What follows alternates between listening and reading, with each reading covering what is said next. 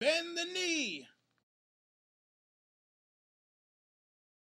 Fella, Mogolis, everybody. This is Don Willie, back again for another edition of Ice and Fire Opinions. And oh boy, oh boy. Yeah, I know. Took last week off, which actually was not my intention, but you know, life happens sometimes. Kind of screws with you. Does not allow you to do things in the time that you would like. I'm actually loving this new light right now. But aside from that, yes. Back to my regular day and time, Thursday, 8 o'clock. Shout out to two people I currently have in the chat room right now. I have Michelle M. Halise. Hopefully I said that right. Of course, my man Ricky Hunt.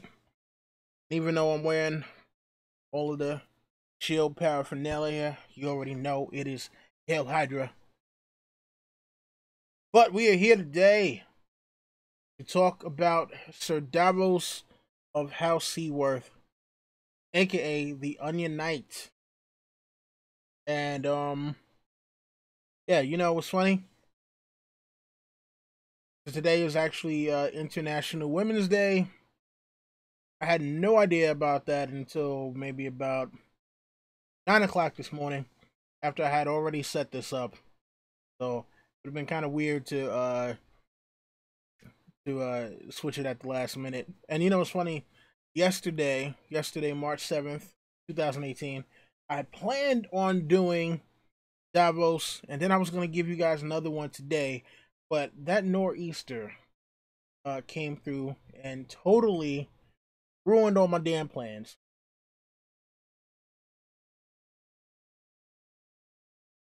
Um, why oh why is this stating that my video is going to be choppy? Yeah. Hopefully you guys will still be able to see me.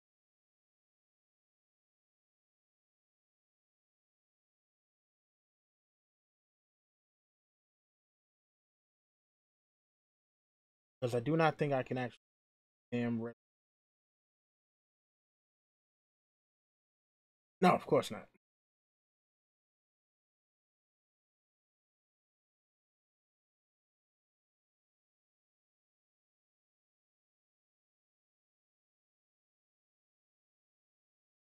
Alright, well, see how this does. Damn it. I think it was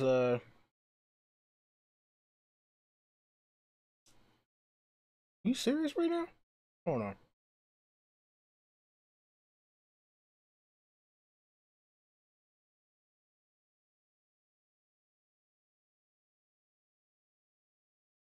Sorry, technical stuff. Technical. Shout out to Alicia Kingston. Oh, okay, all right. Cool. So they can see me in the chat. Alright, we good. Alright, let's talk Davos Seaworth. So Davos Seaworth is introduced as the right-hand man of King. King? Yeah, it is true to call him King. The one true king of Westeros, as many people like to call him. That is Stannis Baratheon. He is a devoted, um, very devoted servant to this man.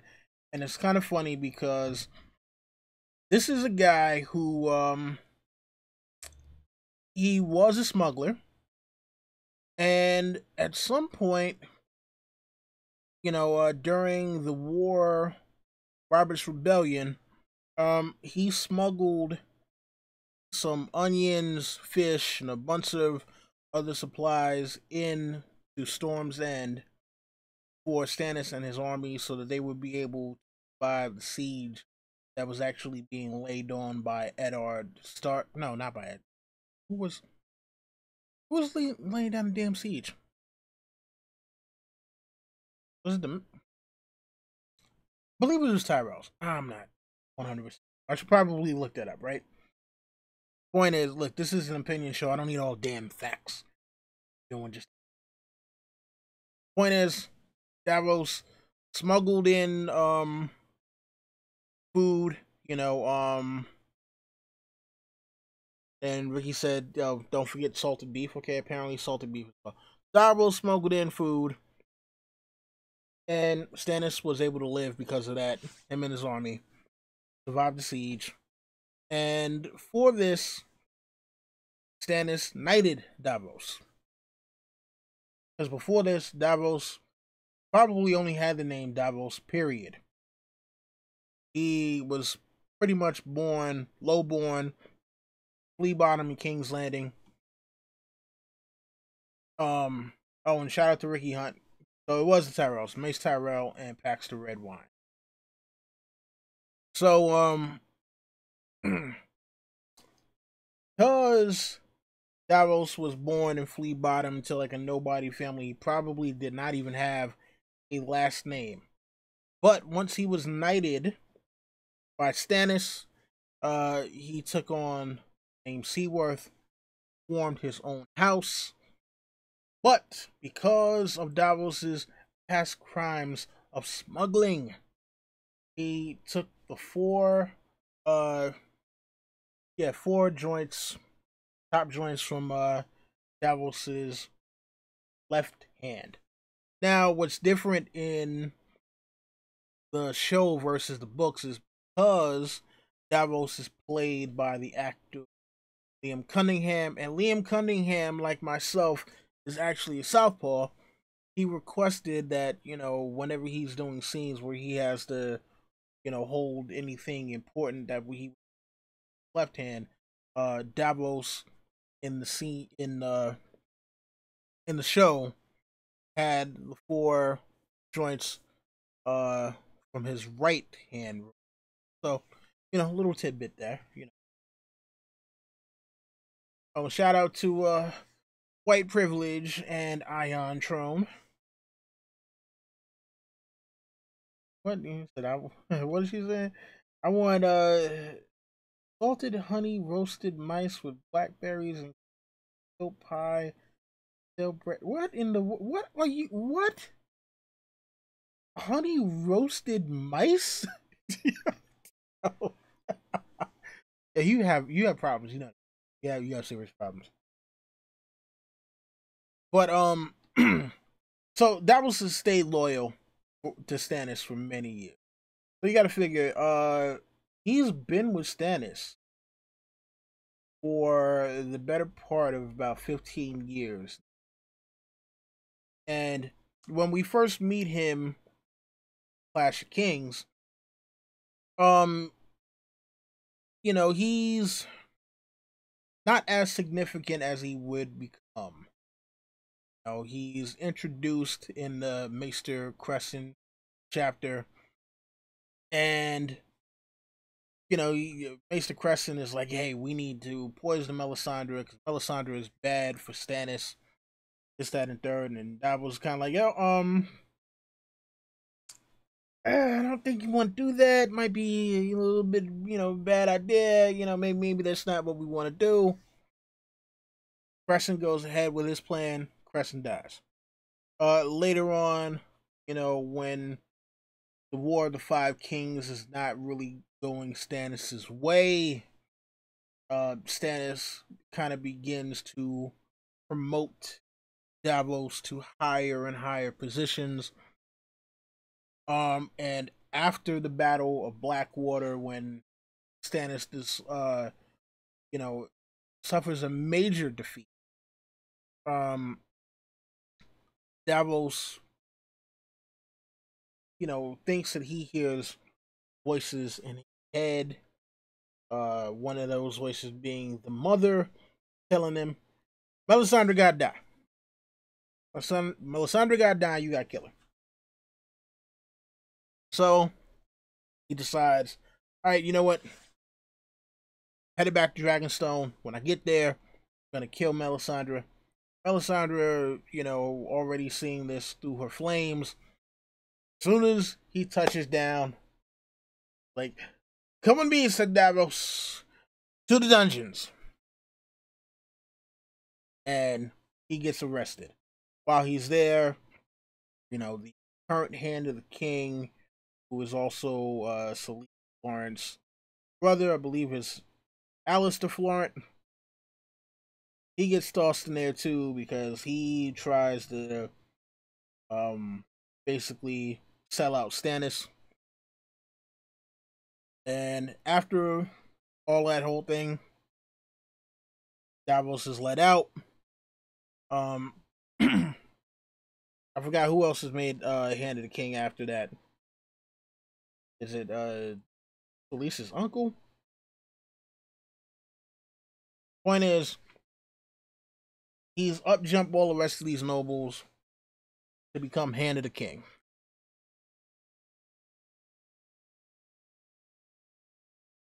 So, Davos, and we're just gonna go through like this character, his again, smuggler for many years, currently Hand of the King, and in the books, he is sent on a mission by Stannis, basically to try to win the support of other houses to Stannis' cause.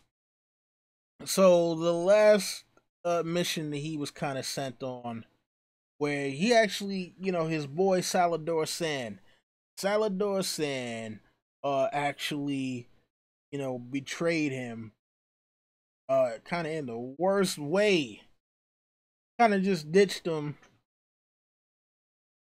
and left him to his own devices. Unless I'm misremembering, I might be misremembering, but point is, uh, Davos goes to treat with Wyman Manderley, and the phrase happened to be at the castle.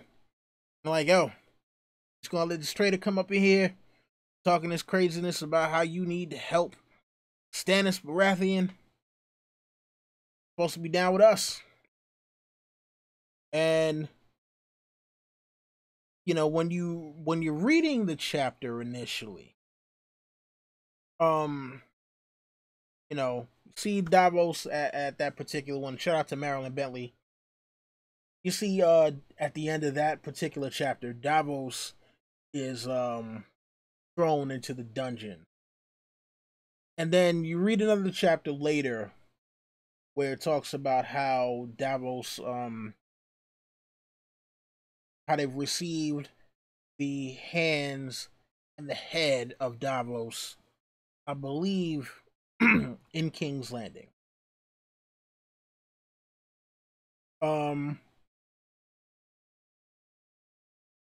So it's one of those things where you're thinking like, damn, they killed Davos. Why did they kill Davos?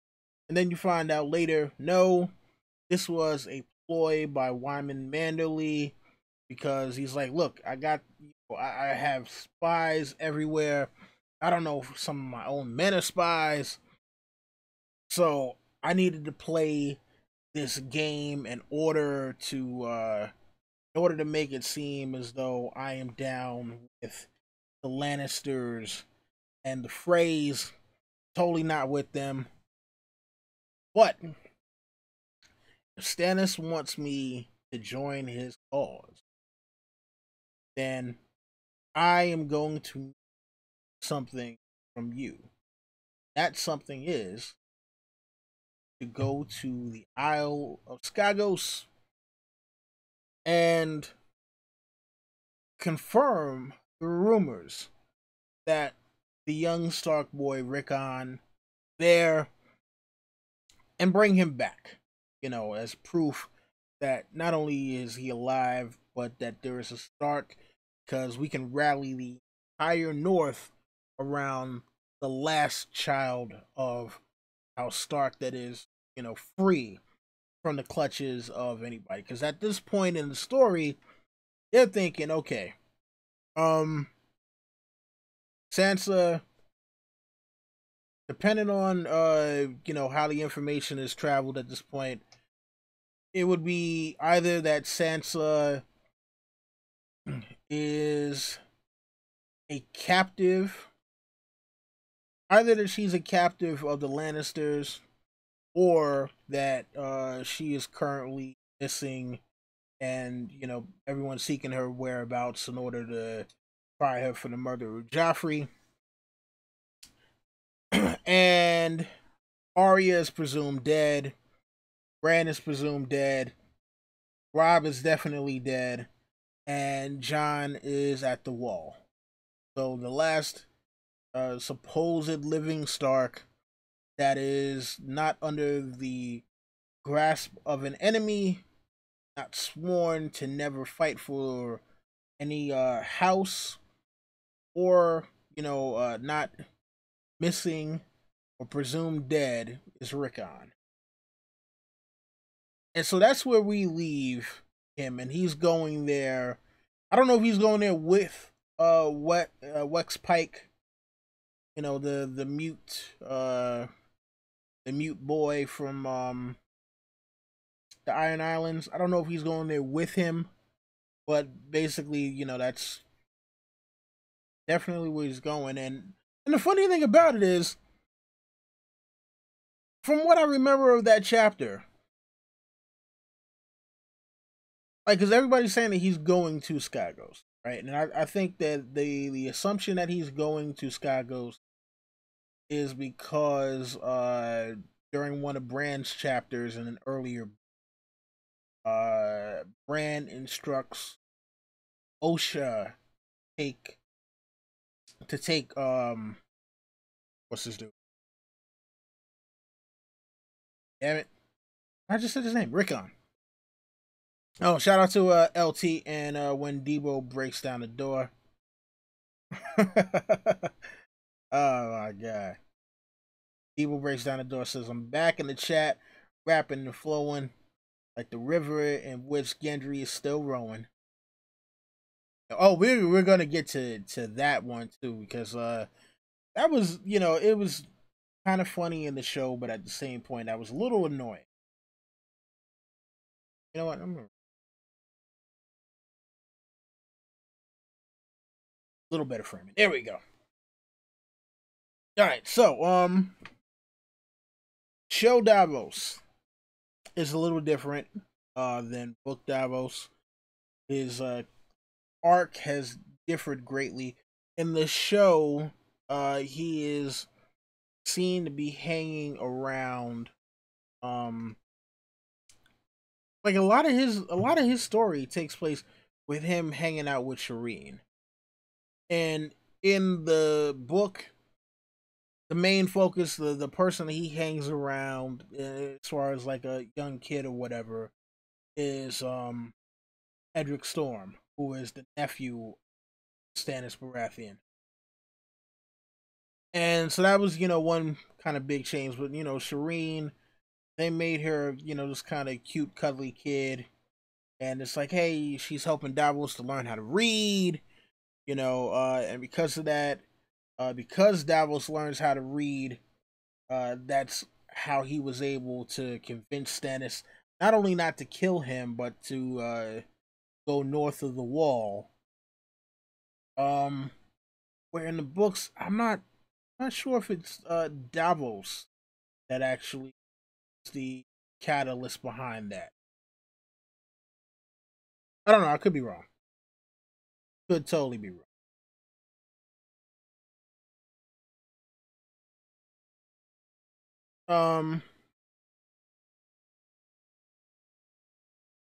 But in the show, like I said, he has a very close relationship with Shireen.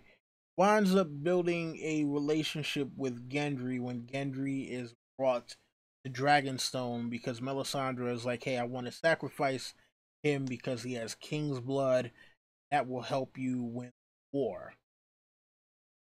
And shout out to Way Off Topic Radio. What's going on, Frank? So yeah, he winds up, doing for Gendry in the show what he did for Edric Storm in the books. So, basically what happens with that is well, in the books, Edric Storm, he sends him off with a few people. So it's not just him by himself, whereas in the show, um, Gendry is just sent straight back to King's Landing. And it's funny because we still don't know where Edric Storm is. I believe Edric Storm may have been sent to Essos. Like Edric wasn't put in the boat by himself and was like, "All right, row, on out of here, man, row." And so Davos, again goes north of the Wall. He's down with Stannis. Stannis is on a march to take Winterfell back Bolton's because he believes that is the best way to get the North rally to his cause. On the march there, things turn bad in terms of the weather. Weather becomes very inhospitable, and Stannis is like, "Look, Melisandre, she has ideas of things that she wants to do." And at this point, Stannis fully knows that Davos would never agree to him burning his daughter in order to gain favor with the Lord of Light. So what does he do? He tricks Davos. He sends him back to the Wall and is like, "Tell Jon Snow, Lord Commander of the Night's Watch, that I need more supplies." And when Davos goes to the Wall, Melisandre, with the help of Stannis, burn Shireen alive. Davos is wholly unaware of this. The only thing that he knows is that Melisandre comes back to the Wall. She looks despondent. She looks depressed. She totally looks out of it. Davos is like, "Stannis! Stannis!" No. "Princess Shireen! What about Shireen?" No, no. So, yeah, so, he, was kind of messed up by all this. Now, on the march back to Winterfell, after Jon Snow and company decide to take on Ramsay, he finds the pyre in which Shireen was burned, and after they win the battle with the bastards, he confronts Melisandre on this. He wants her executed, but Jon is just like, "Look, you know what? Get the f out of the North before I kills you." And Davos tells, "If I see you again, kill you myself." And that's just what he does.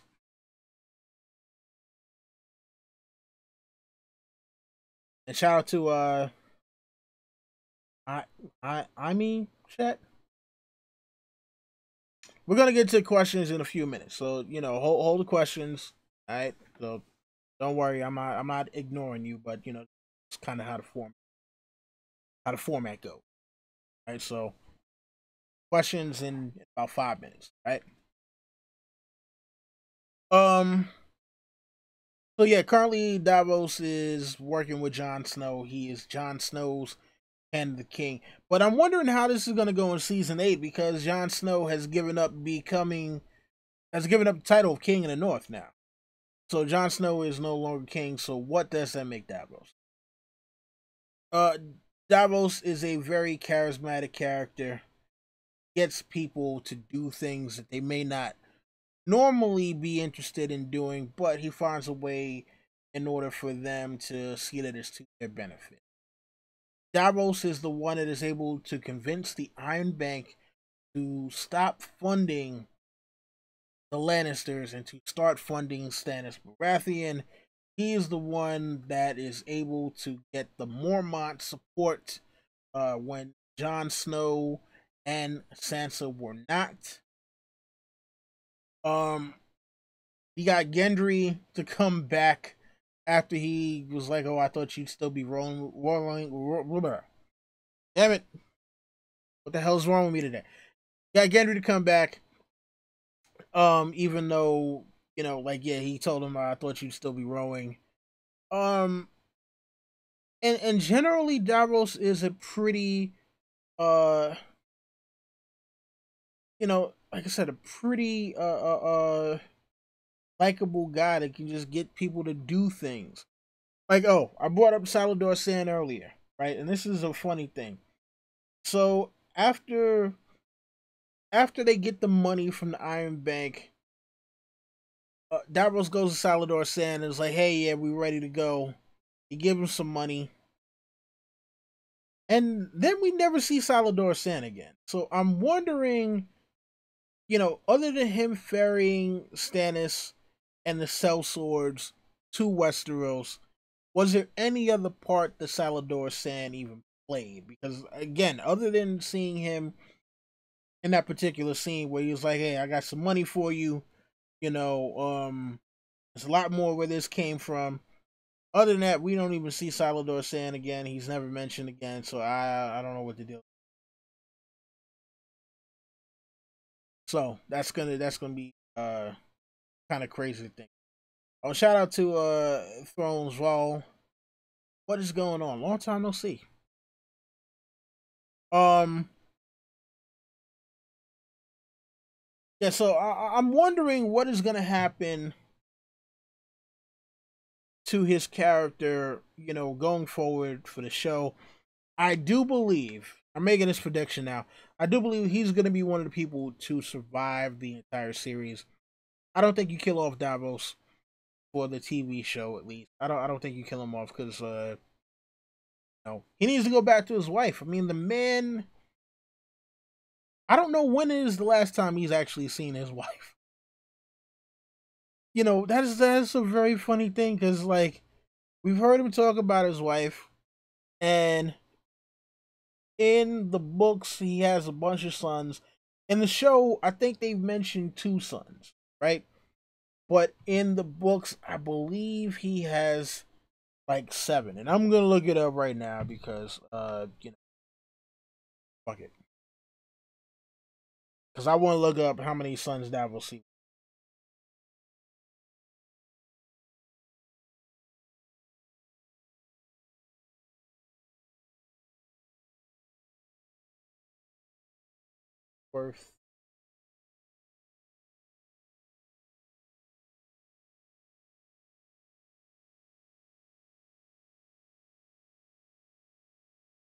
All right, so let's see here.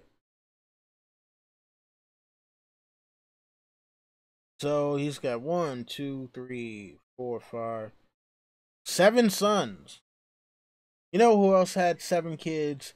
Daemon of House Blackfire, the man who bore the sword, true king of Westeros. Blackfire till I die. Anyway, so yeah, he had Dale, Allard, Mathis, Marek, Devin, Stannis, and Stefan. And in the show, I think so Mathis is the one that goes with him to Blackwater Bay, dies. And I think he mentions I think he mentions Devin. He may have mentioned Devin once. So his first four sons die at Blackwater Bay at the Battle of Blackwater. So you got Dale, Allard, Mathis, and Marek all slaughtered by wildfire at Blackwater Bay. Devin in the books is currently the squire of Stannis. Um, let's see, and it says that his son Stannis is 9 years old, and his son Stefan is 6 years old.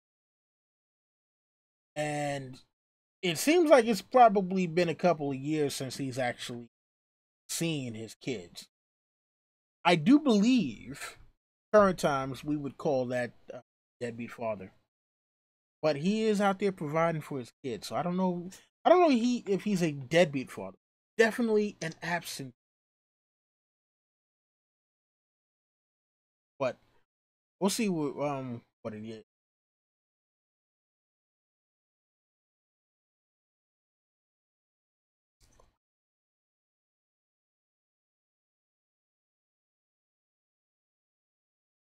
I don't know. Davos is a good guy. Um, I do believe that he is going to face some great challenges when he arrives at Skagos. I think he's going to have some major, major issues when he actually gets there. It's going to be one of those things where Skygosi are just not. Um, I don't know. It's funny because like we don't know anyone who's actually from Skagos, right? We heard about the Skygosi. We heard about them basically being like savages, but you got to think about it, right? I'm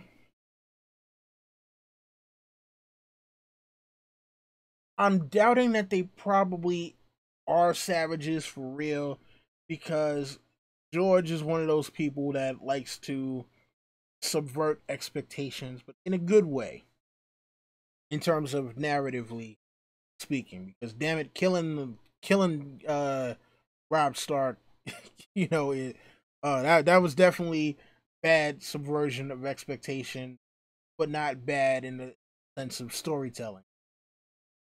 So I wouldn't be surprised if the Skygosi are damn near like the Wakandans or something like that, where it's like, yeah, we make you think that we're these bloodthirsty savages because we just don't want you, messing with our lifestyle. And you find it was like Davos went and he saw all kinds of wheeled carriages that did not use horses to propel them. he saw he saw birds that men flew inside of, yet somehow they weren't dragons.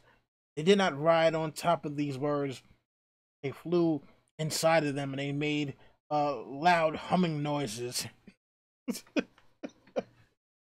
Like that would be and what would be crazy? Because George is still writing Winds of Winter right now.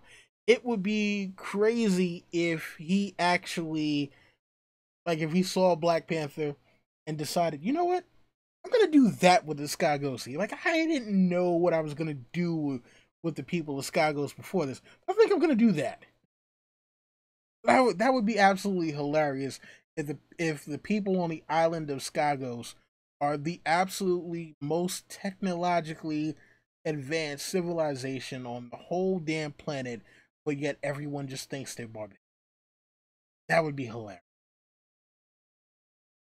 It'd be like, yeah, just Davos is trying to describe these things, and it's like, yeah, you can get a picture of what it is that he's saying, but he has no words for it because he's never seen anything like it before.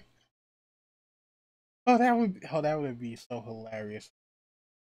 All right, but yeah, let's get to some questions. Let's get to some questions. Chat no. I gotta find some way. I gotta find some way of like, I don't know, putting up. I don't know. Maybe I ought to do like a new what you call. Damn it! What do you like a new outline for this? So this way, when it's time for questions, I just pull. I mean, I am not super technically savvy, people. So don't let this little outline around me fool you guys. Don't not I'm not the most technically savvy man at all. And yeah, LT, glad I could entertain you on your way home from work.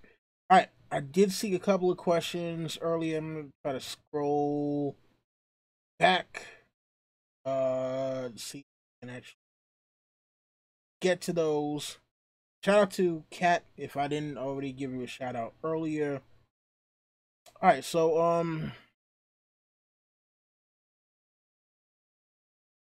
uh, oh, I made chat. See, yo, listen, man. Like I said, I didn't go to the Derek School Ender for kids who can't read good. It takes me a while to get up on this. All right, so I made chat ask any coincidence that the others turn when Mel starts burning down werewoods. The brand is using the trees to supposedly burn the destroyer of the Night King. Why aren't the others White Walker destroying them?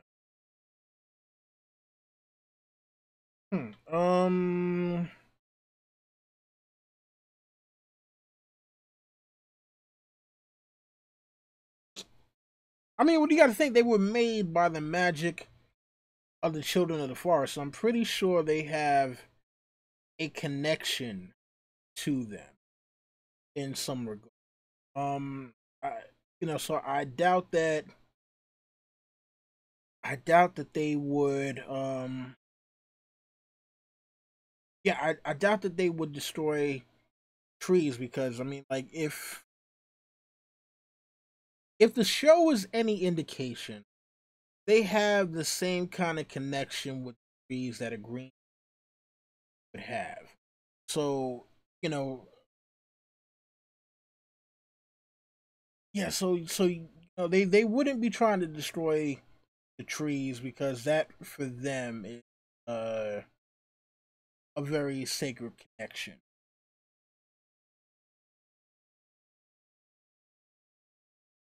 Let's see here. LT ask, do you think Ser Davos is on Team Hydra? I mean, if he's smart, if he's smart. Let's see. Shout out to Alejandra 777555, and of course AU Pack Mule. What's going on, John?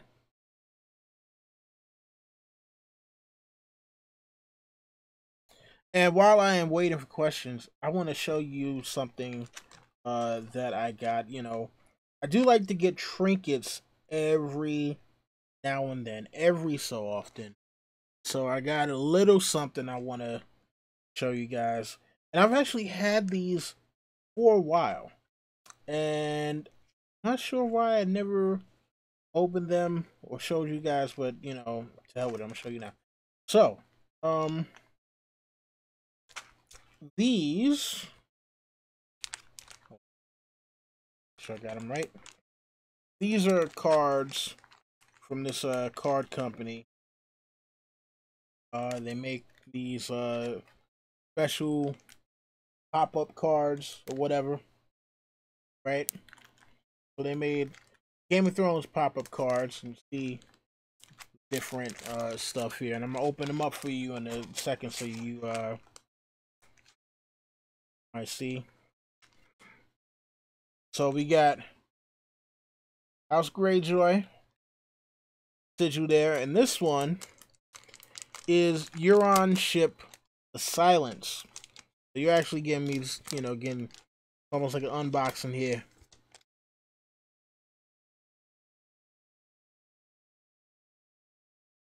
So, boom, this is what this looks like here.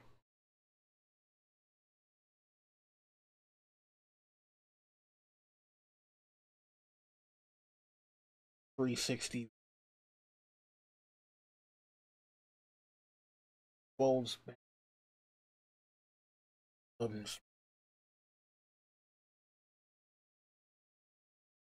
This one's kind of awesome.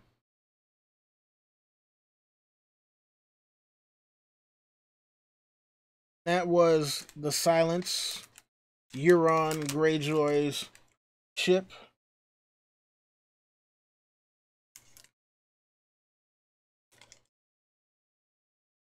Next up, House Stark. Let's check out what we got from House Stark.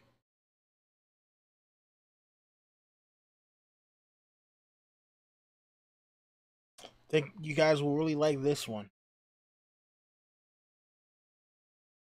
It is Weirwood Tree. Weirwood Tree. I believe complete with a face. Yeah. Crown. Face. Prime Weirwood Tree.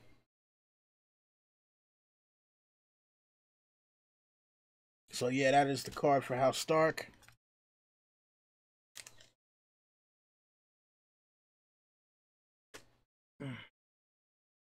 Next up, got House Targaryen.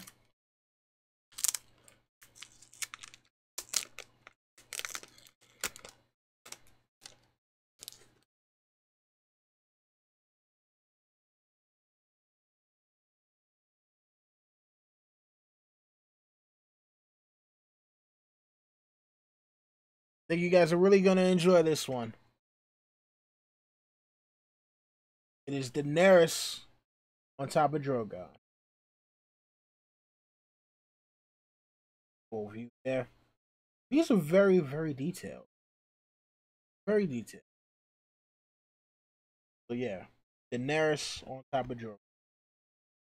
House Targaryen. And also, you know, you see here shows her like, not sure if that's supposed to be like top of a mountain or something like that, or maybe sky.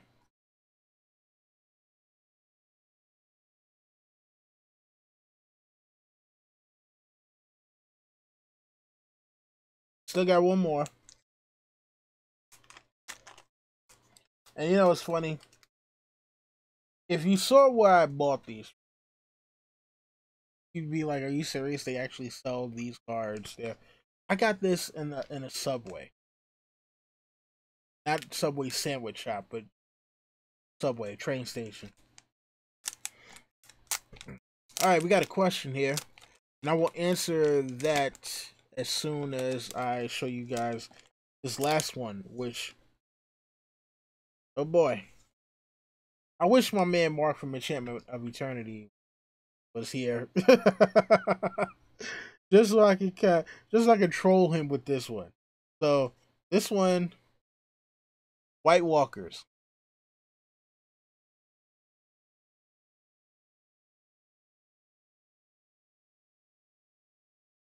and it is the Night King on Ice Viserion.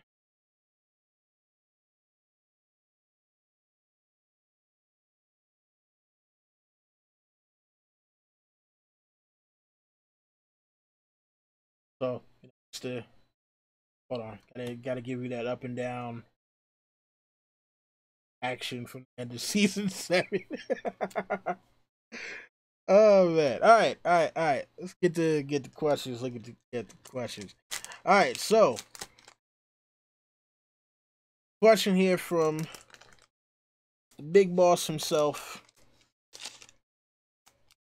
Lord A.U. Pacmule. Says, what is the significance of Davos's missing fingers?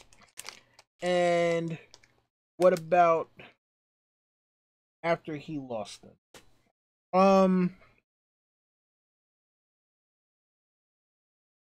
Honestly speaking, I'm not 100% sure. I'm not 100% sure what the significance of his.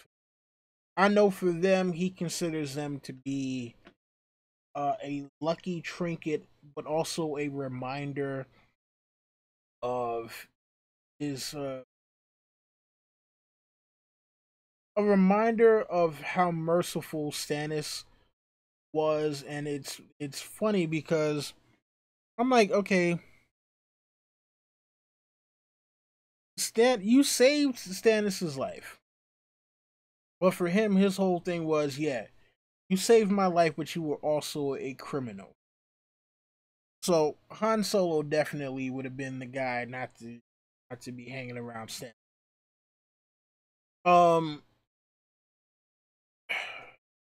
so you know, he keeps him. He said he keeps him as a reminder of where he came from, but narratively, what the significance is, it might just be a thing of how people just can't let go of superstitions. So that's the only thing I can think of is showing that, because you remember George is an atheist, right? And but I don't know that he is a nihilist. For those of you who do not know, nihilists don't believe in a damn thing. They don't believe in anything at all. But it could be, the significance could be that you don't need a trinket in order for you to have good luck. Davos kind of believed that him having the fingers brought him luck when it came to certain things, and he was apprehensive about his life moving forward without those trinkets. And so it's one of those things that I think George is really trying to show. Like, look, people carrying around lucky rabbit's foots, or this is my favorite hat, or this is the watch that I had when I got my job, or whatever may have you. So they keep those things. It's like, no, life is bigger than that. It's not a trinket that determines the outcome of your life. And that's the thing I think he's trying to convey, more than anything. Shout out to Big E, DX in the house. What's going on, man? That literally all the questions.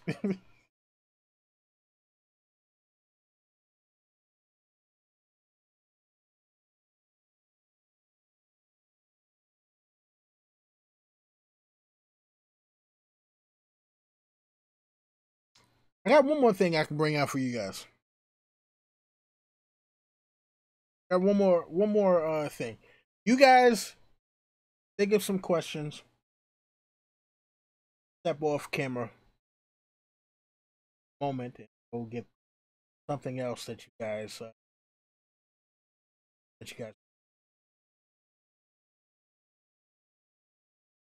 show it here.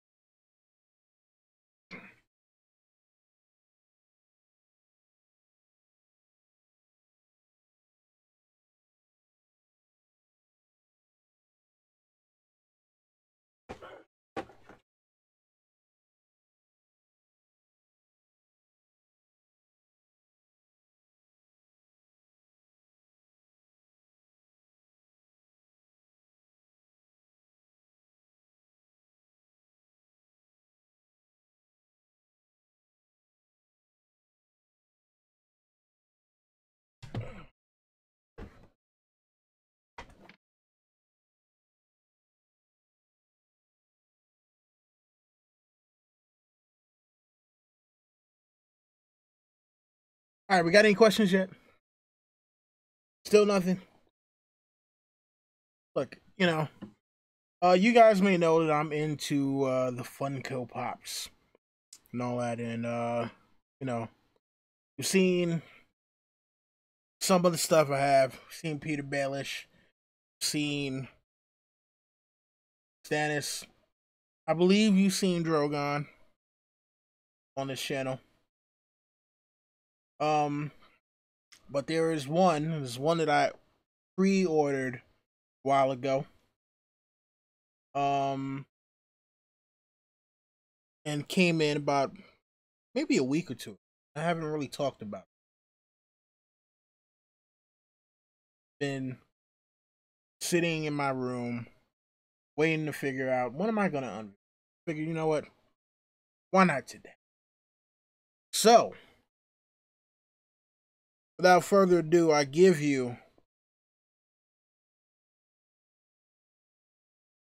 the Night King and Viserion Deluxe Funko Pop.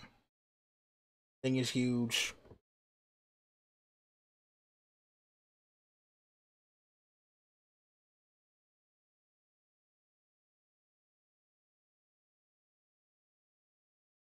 Very detailed. NRFB. nerd speak for didn't take it out the damn box yet. Oh, and shout out to A Girl Is No One. Thank you for coming. Haven't seen you before, but hopefully you are subscribed to the channel. All right, so let's see here. Girl Is No One asks, how many hats do you own? Let's say around 20. Yeah, let's say 20. I've spent a lot of money on hats that I probably shouldn't have. I'm gonna regret it someday, or maybe not. Who knows? These might be collector's items. I try to keep them in as pristine condition as I can. Who knows? Maybe when I'm in my 60s or 70s, somebody will come around like, oh my god, I can't believe it. I've been looking for that hat for 30 years. All right, well, I need $200 for it. Or maybe something more. Who knows? So yeah, probably around 20 hats. Maybe even more. All right, so Ion Throne asks, is Davos amazing or awesome? I believe he is awesome. I do not believe he has reached amazing yet. I think that if he is able to return to the North unharmed with Rickon Stark, Shaggy Dog, and possibly a unicorn, then that man will go from awesome to amazing. Next up for Ricky Hunt, Paul, Brienne, Bran have direct references to Dunk with Castle Wall, Aurochs, yet Hodor does not. Could Hodor not be related to Dunk, but instead be an Umber descendant? That would be pretty interesting. I don't know. He has a little more to go with this, because Umbers are big and have a giant as their sigil and are in the north. So Oldan could have easily had a fling with one of them. That's what. Well, see, here's the thing though. Bran saw a knight. It specifically said a knight. Remember, in the north, they really don't have knights because they don't follow the faith of the seven. Umbers on the last hearth, they are an old house. They, still keep to the old gods. They're not like the Manderleys. Manderleys are the only northern house that actually deals with the faith of the seven, which is why look at the Manderley's tree. There are a bunch of knights there. Wyman Manderley, even though he is Lord Wyman Manderley, he also carries the title of Sir because he was knighted. So I do believe that it was most likely Dunk, based off the fact that it specifically says a knight. It didn't just say like a tall warrior. It did say knight. I'm gonna stick with Hodor being a descendant of Dunk, Sir Duncan. But very good question, very astute observation from Big E. Will Davos get out alive from Skagos in the win? I hope. I hope he does. I hope he does. Like I said, if he survives Skagos and brings back Rickon and Shaggy Dog, he and also a unicorn. Let's not forget the unicorn. Rickon, Shaggy Dog, unicorn. He will go from awesome to amazing. I want to see him. Definitely want to see. From Ricky Hunt, he asks, "Where's the Baelish flag and where did you get it?" I took down the flag after they killed him in season 7 of Game of Thrones because I man of my word. So the flag is still around. It hasn't been thrown away, and I purchased it from the HBO store in Times Square here. And you know what? I'm probably gonna go back to the HBO store and get a bunch more stuff. The Night King Ride of Viserion, though, I did not get that from the. store. I actually got that from Amazon. We ordered that one. Yeah, but yes, Baylor's flag is still here. Never going anywhere. Who knows? I might do a flag extravaganza for like season 7. Try to maybe I'll move to another location in the house. Try to put up like a whole row of banners, get like a wide shot of all the banners in the background. Yeah, I might try to do that for season 8 just to go. All right, when Debo breaks down the door, ask: is Mel's only current purpose to preach about Azora High, teach John for forgiveness, and poke and pry? Will she pay for her past sin? Will she see Arya again? I do believe she will see Arya again. Arya is going to kill her.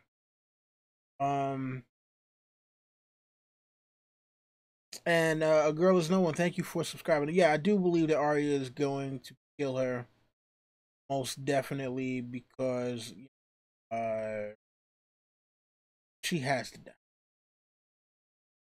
Yes, she deserves to die, and I hope she.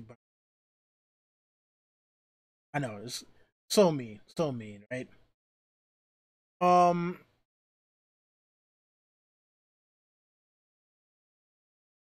yeah, man, it's I'm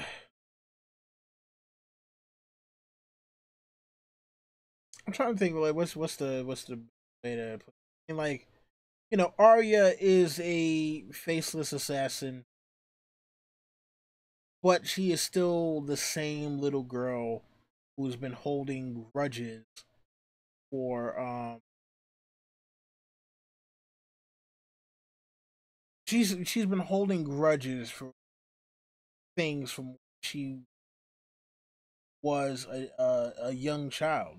Now in the show she's supposed to be like maybe 16, because I believe she started off when she was like 10 or something like that in the beginning of the show, and I think she's supposed to be, let's say, between 14 and 16.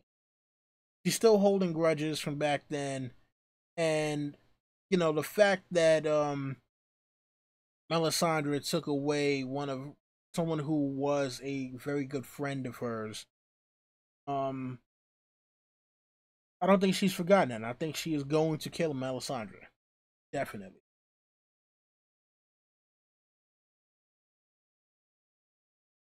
What Melisandre's purpose is, though, that's the crazy thing. I'll be honest with you. I have no idea. Yeah, I have no idea where what her purpose is, especially not at this point.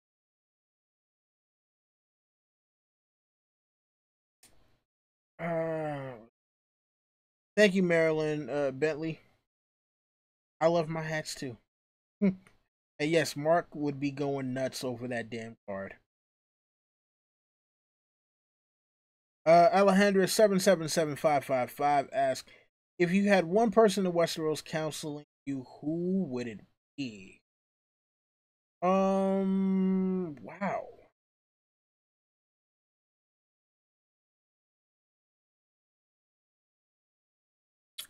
Um,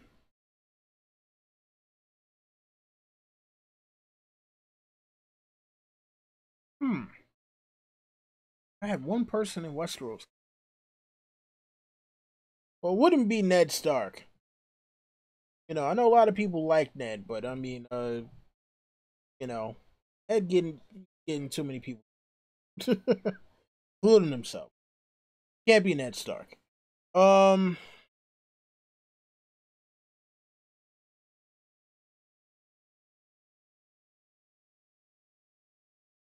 Controversial hot take.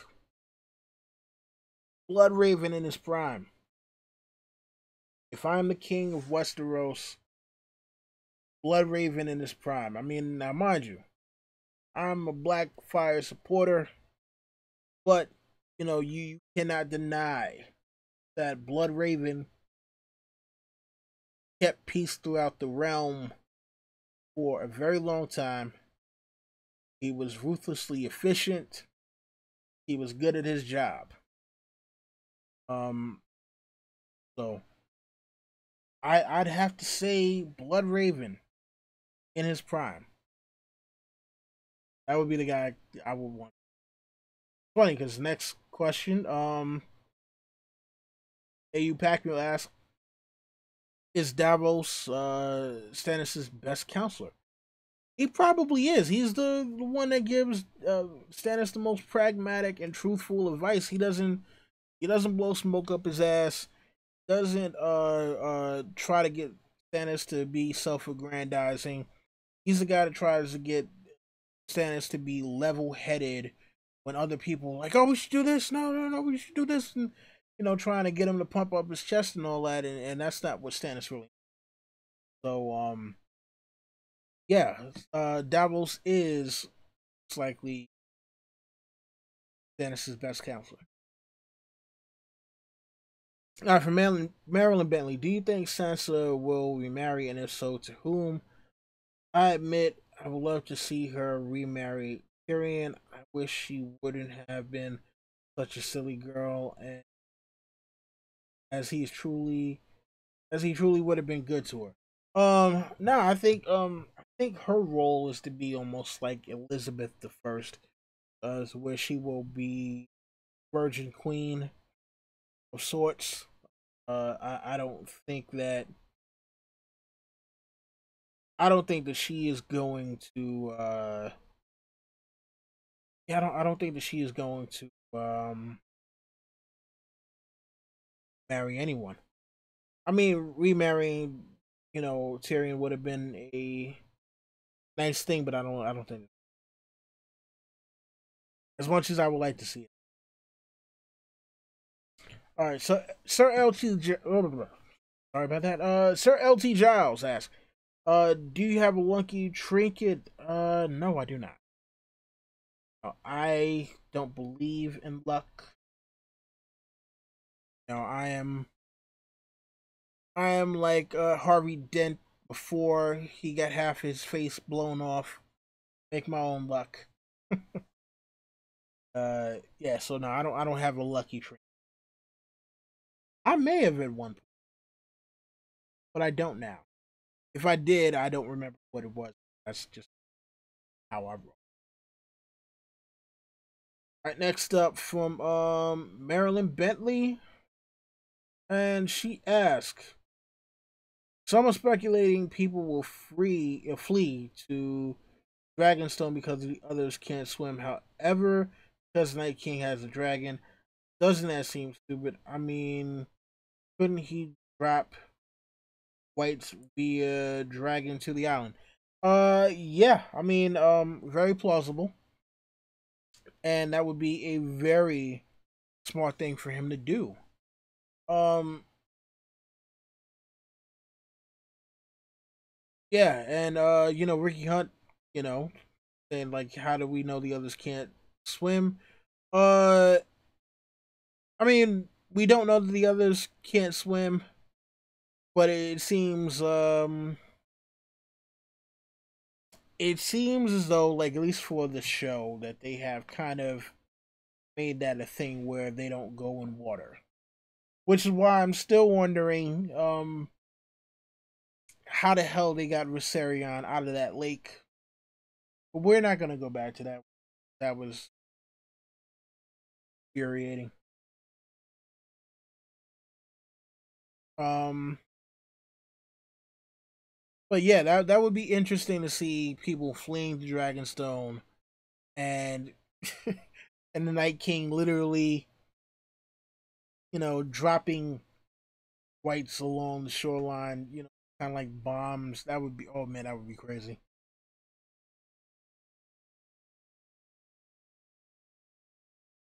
Oh, another one from Marilyn Bentley. It said, Don, you just said you think Arya will kill Mel. I was thinking might not as Jean might stop her because she brought him back to life. Um,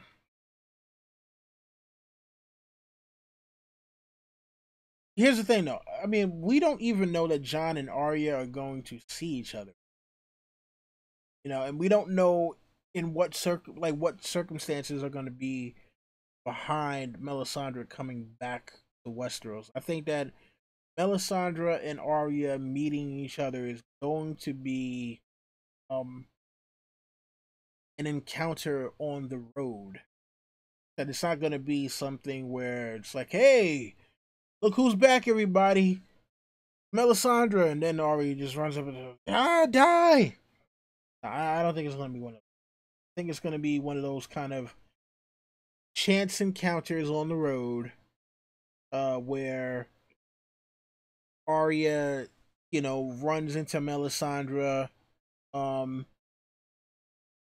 Melisandre is kind of like, oh, you've changed, blah blah blah. You know, I mean, because remember, Melisandre is ready to die. She's like, I've been ready to die for a long time. And she tells Varys, I gotta die in this strange land, same as you. So, yeah, I do think it's going to be, I do think it's gonna be Arya that killing her. Yeah, I mean, I wish I had more to give you. That ran out of space in the hard drive on that, but it was a good question. All right, next up for Ricky Hunt. Do you think Danny will run into Edric Storm and legitimize him on the condition that he fight for her, like Oris Baratheon being legitimized by Aegon? I mean, well, here's the thing, because there's a thing where um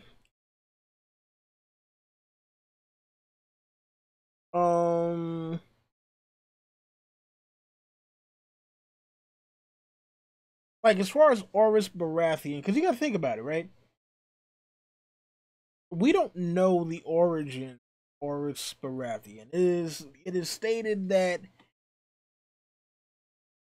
people think he was Aegon Targaryen's like I think bastard half brother. I mean, which would make him a Valyrian, right? The thing about it is, from everything we know about the Valyrians, like, and supposedly pretty much all the Valyrians had the silver blonde hair to some extent, maybe some lighter, some darker. All of them had the damn purple eyes, some lighter, some darker. Baratheons, all jet black hair, blue eyes. Um, so it's one of those things where it's like, well, he doesn't even match the description of a Valyrian, so I don't know. And plus, he had a last name, like, like where would he get the name Baratheon from? Like where would Oris get the last name Baratheon? Like, so we need to know more about his origins before we can kind of read into, oh, he was definitely bastard of Aegon. I mean, well, not bastard of Aegon, but a bastard half brother of Aegon. So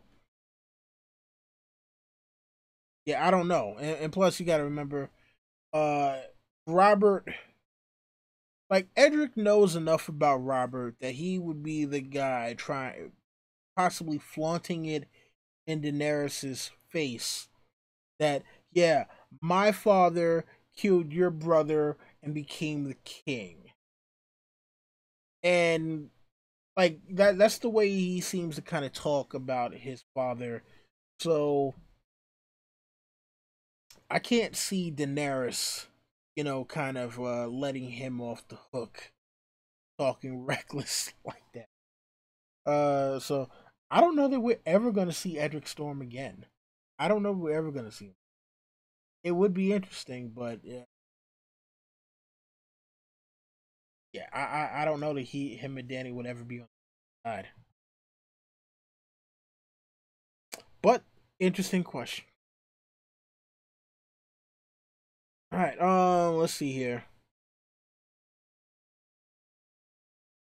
Oh, Warren, Brit, Brit.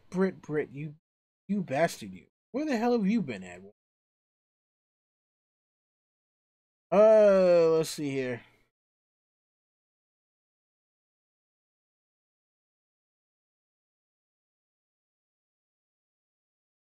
All right. Frank from Way Up Topic Radio has a question that I cannot answer that question on air in good faith. Because if anything were to ever happen, uh, even by accident, due to me answering that question, I could possibly be implicated in something that would cost me my freedom. So we are going to have to forego that question, good sir. I do hope that you get paid.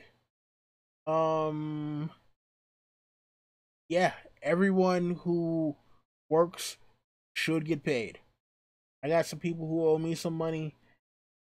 I will not divulge my plans for gaining recompense for monies that are owed.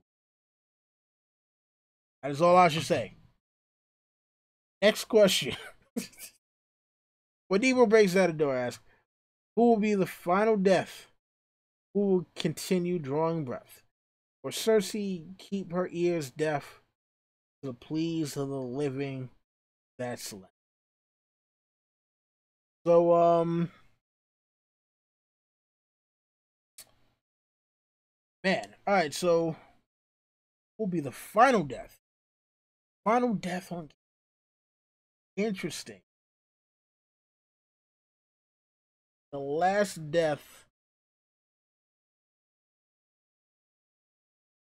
First off, Warren, hit me up. We definitely need to talk, man.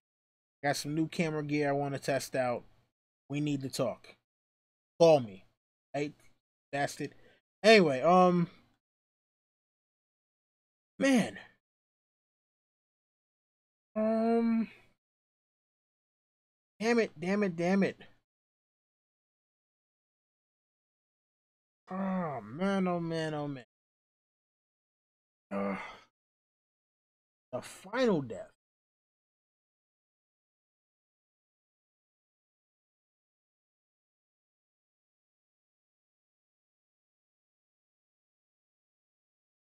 Who will be the final? Dude, that is, man, the last person to die. I'd I'd like to say the Night King, but that would be way too cliche. Um,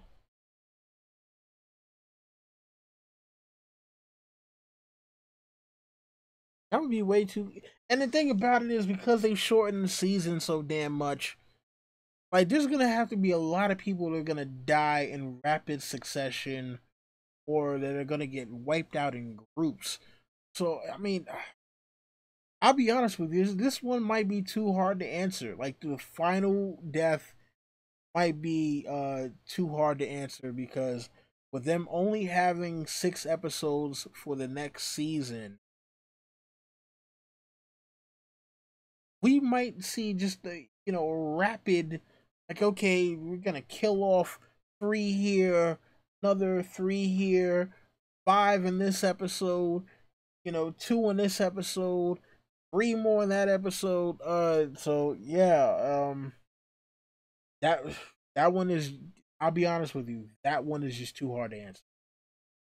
Like the final death on Game of Thrones, that one is too hard to answer with the amount of people that they may or may not kill uh in the 6 episodes. And of course, Cersei is gonna be deaf to any pleas. Of course. Like that's not even let's see. Alright, so question non related to Game of Thrones from my man Warren Britt. for more entertainment. Long time friend, even before I even started ever doing. Galactus versus Dark Phoenix.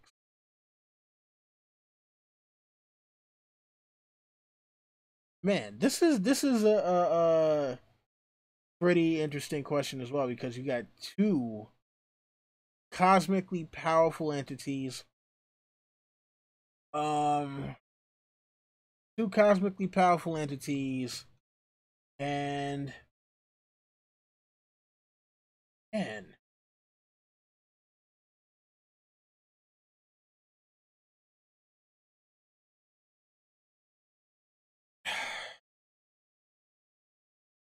Galactus eats worlds.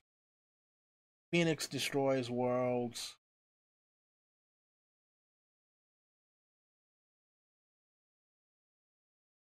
I'm not sure if this is an immovable. Uh, what is the rule like? Unstoppable force versus an immovable object kind of situation. Okay, I think if you boiled it down to it, Phoenix would probably win because if Galactus needs to feed on planets and Phoenix destroys planets, you destroy Galactus's food supply. Sooner or later, he is going to be weakened enough to be destroyed by the Phoenix. So, Phoenix versus Galactus, Phoenix win. Fatality. All right. All right, let's see. Next up from Alejandro 777555. If they had put Ariane in the show, would D&D have her be in a love triangle with John and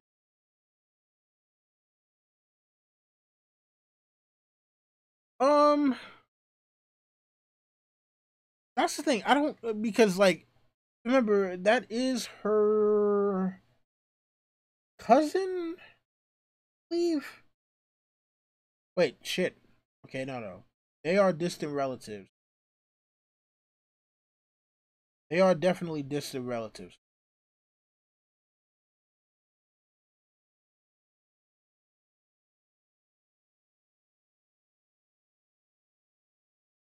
Man, that is a good question.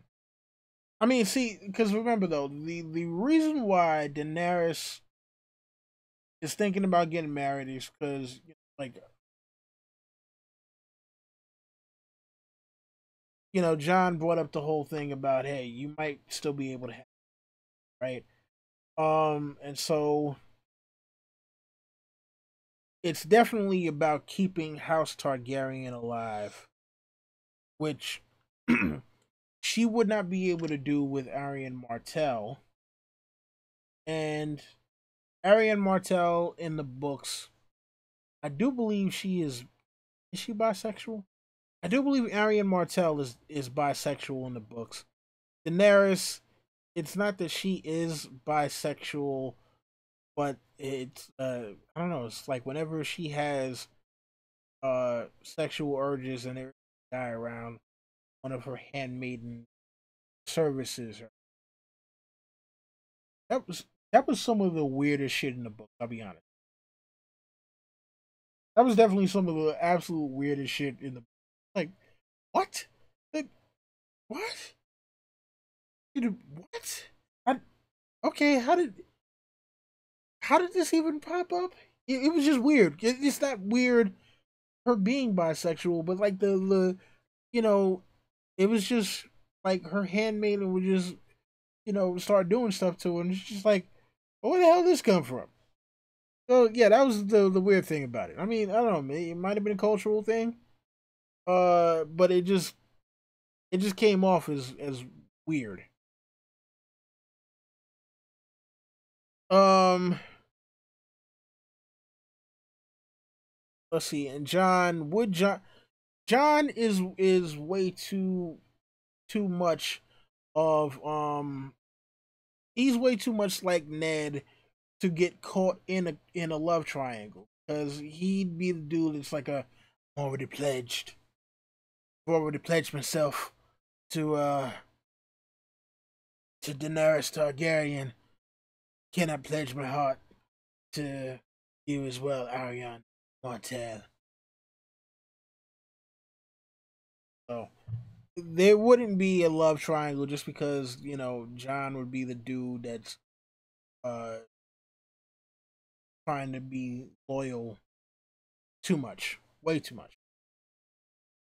I mean, and it's not that it's a bad thing, but it's just one of those things where he just wouldn't get caught in the love triangle because of that.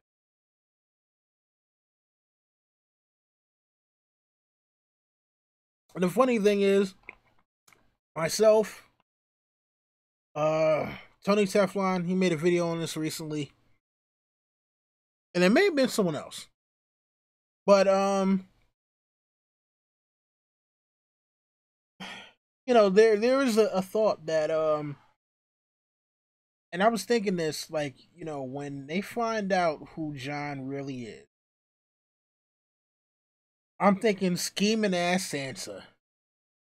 Scheming ass Sansa is gonna be like, yo, Jon, listen, you know, the true heir to all 7 kingdoms. What's the deal? I know I treated you bad, thought you were a bastard. I heard you like redhead. Daenerys.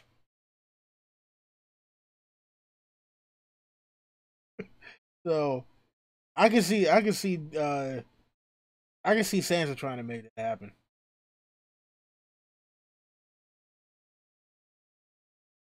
But I don't know that I don't know that Jon would fall for it. Alright. Falling behind here. Alright, let's see here. Alright, so Kat asks, in the series, do you think it's possible Tyrion could end up fighting in the Great War, or do you think they'll keep him away from it? I think he's not gonna have any choice but to fight in the. I think he's not going to have any choice but to fight in the war. It's gonna come down to the wire. They are going to every human being that can fight to fight. Tyrion is already shown to be um already shown himself to be a capable tactician and warrior when need be. So yeah, I think that Tyrion will fight because he's not gonna have any.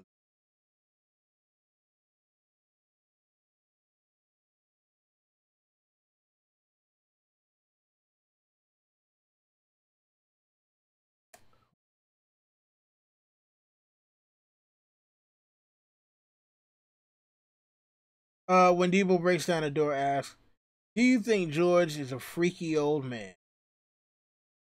I mean, you've read it. You listen. You read his books.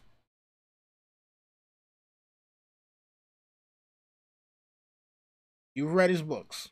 So that's all I gotta say. Oh man.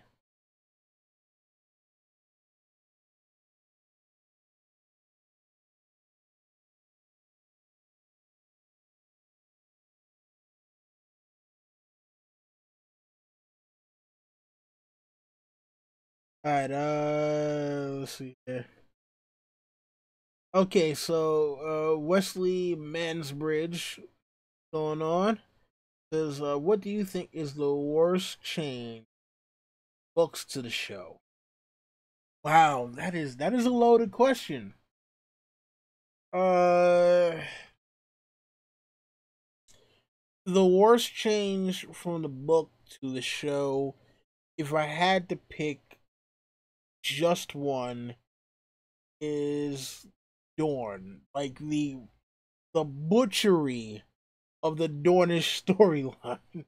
Like that was one of the things where it was like, if you've read the books, the way that they butchered, you know, like, and not even cleanly butchered. They just totally screwed Dorne.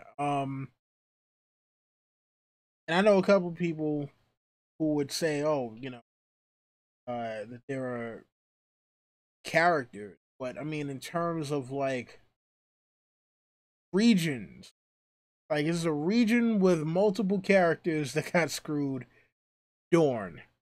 Dorne was the worst change books to the. Shout out to Angel Reed. What's going on, Angel? Long time no see, man. Let's see. Do you think Littlefinger would make a good king? No. Littlefinger would be malevolent as all hell, man. Um,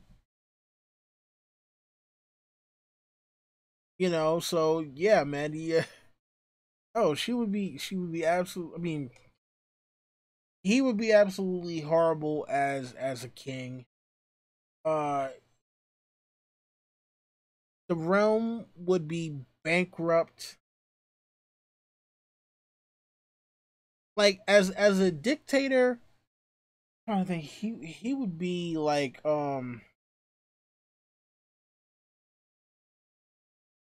I don't know, like I'm trying to think who in like modern, even ancient times. You know what? He probably would have been the equivalent of like King John. You know, now mind you, most people in the modern era think of King John as the dude from the damn Robin Hood stories and know nothing about like the actual King John. Go look up King John. There is a reason why there is only one British monarch that has ever been named John. Littlefinger would be like that king. So homework for you guys when this stream is over, go look up King, literally the only British monarch to ever bear that name.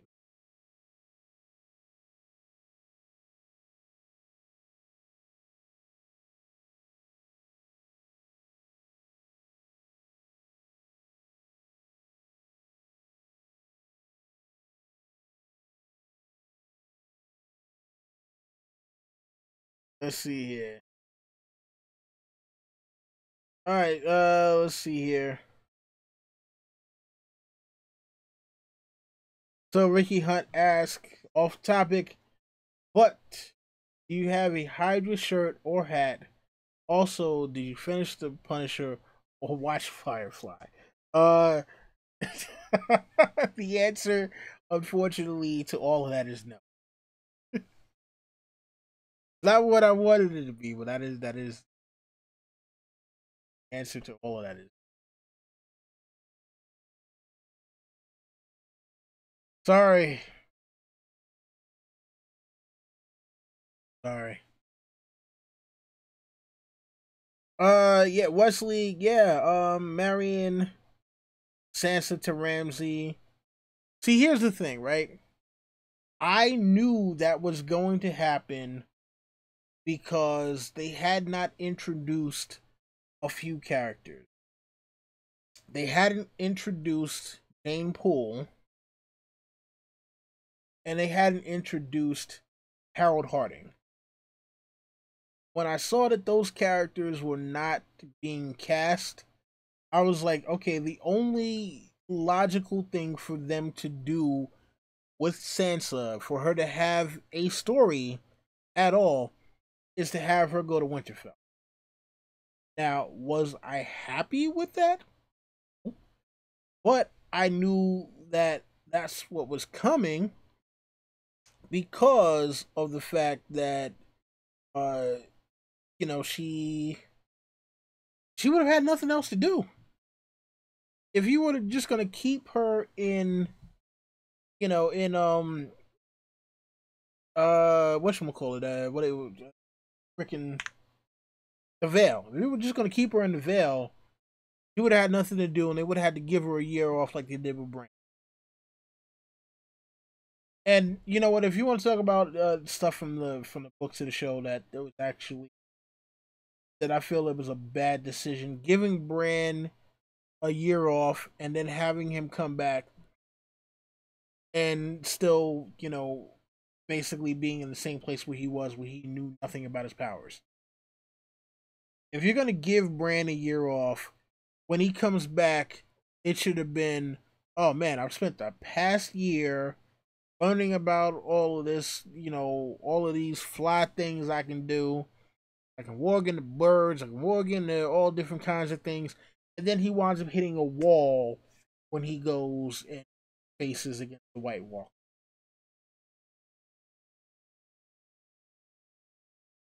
But he comes back and still doesn't know a damn thing about how to use his powers correctly. Winds up getting Hodor killed, Blood Raven killed, Three-Eyed Crow, Three-Eyed Raven, whatever you want to call it. And all of the crazy stuff that happened. Oh.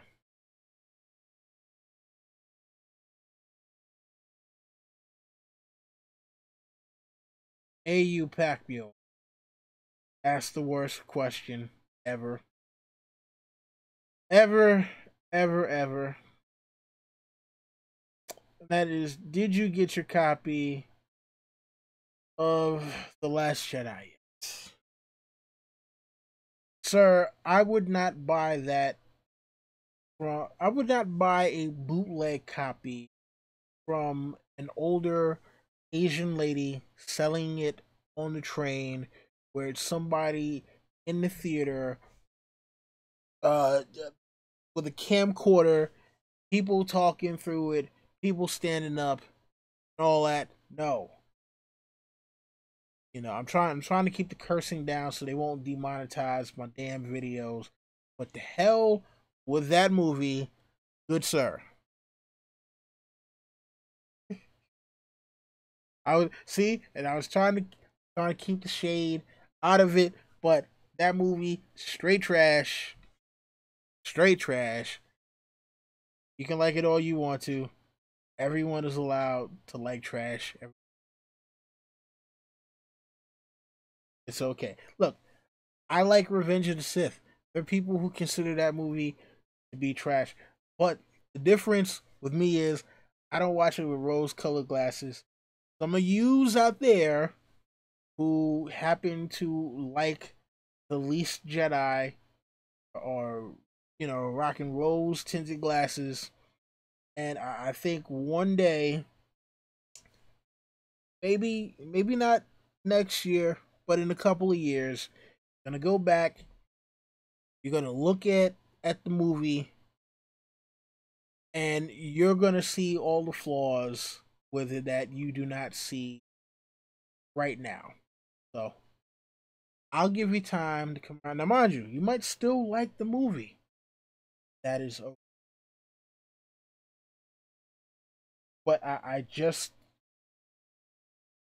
would hope that you realize that the movie actually is not as good as you think it is. And that's all. We're gonna move away from that topic. And oh, I have a question here about West. You know what? I need to.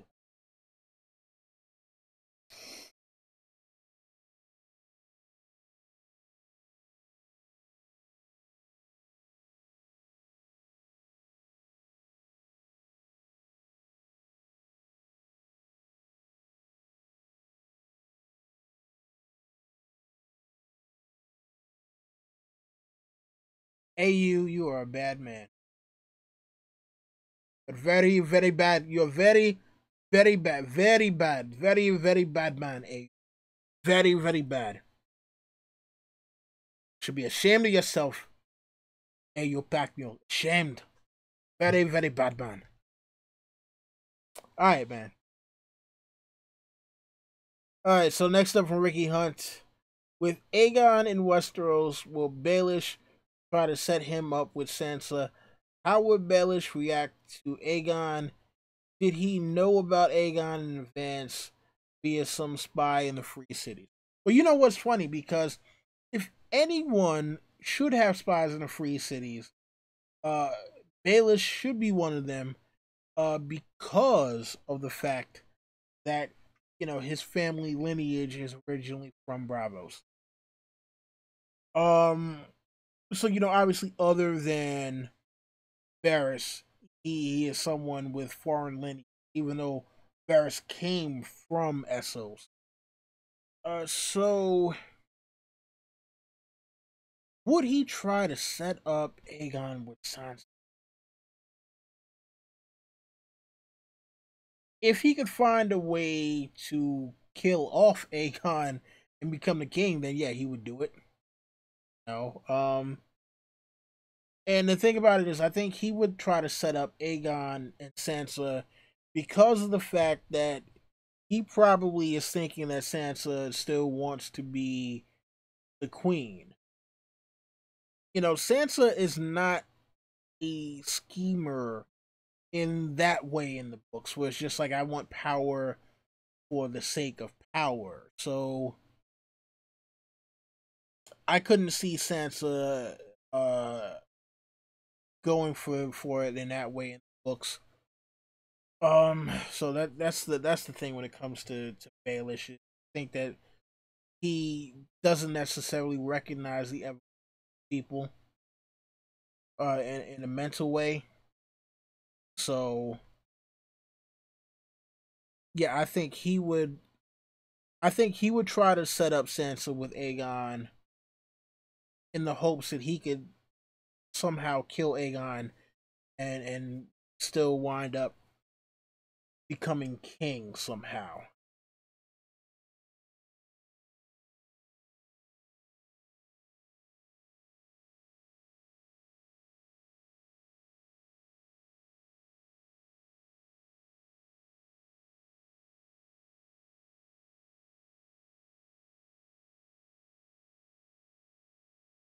Let's see. Ricky says Jane Poole was in season one. Forgot about it. I don't know that they forgot about Jane Poole so much as, like, all right, so because you got to remember, when A Dance with Dragons came out, was they were still working on season one, and season one dropped the same year as A Dance with Dragons. So I don't know how much they went back to George and said, okay, cool, let's try to work all of this out. It might have been a thing where, like, oh, you know what, we can work around it. So I don't think it was a thing where they forgot about Jane Poole so much as, like, oh, we don't need her. Same way it's like they don't think they needed Aegon, they didn't need Harold Harding. So that's what happened with. AU, don't you dare send me a copy of that movie. Don't do it. I love you. You're like an uncle to me, man. Don't do that. Don't. You're a very, very bad man. Very bad man. Very, very bad man. AU Pacmio. You're a very bad man.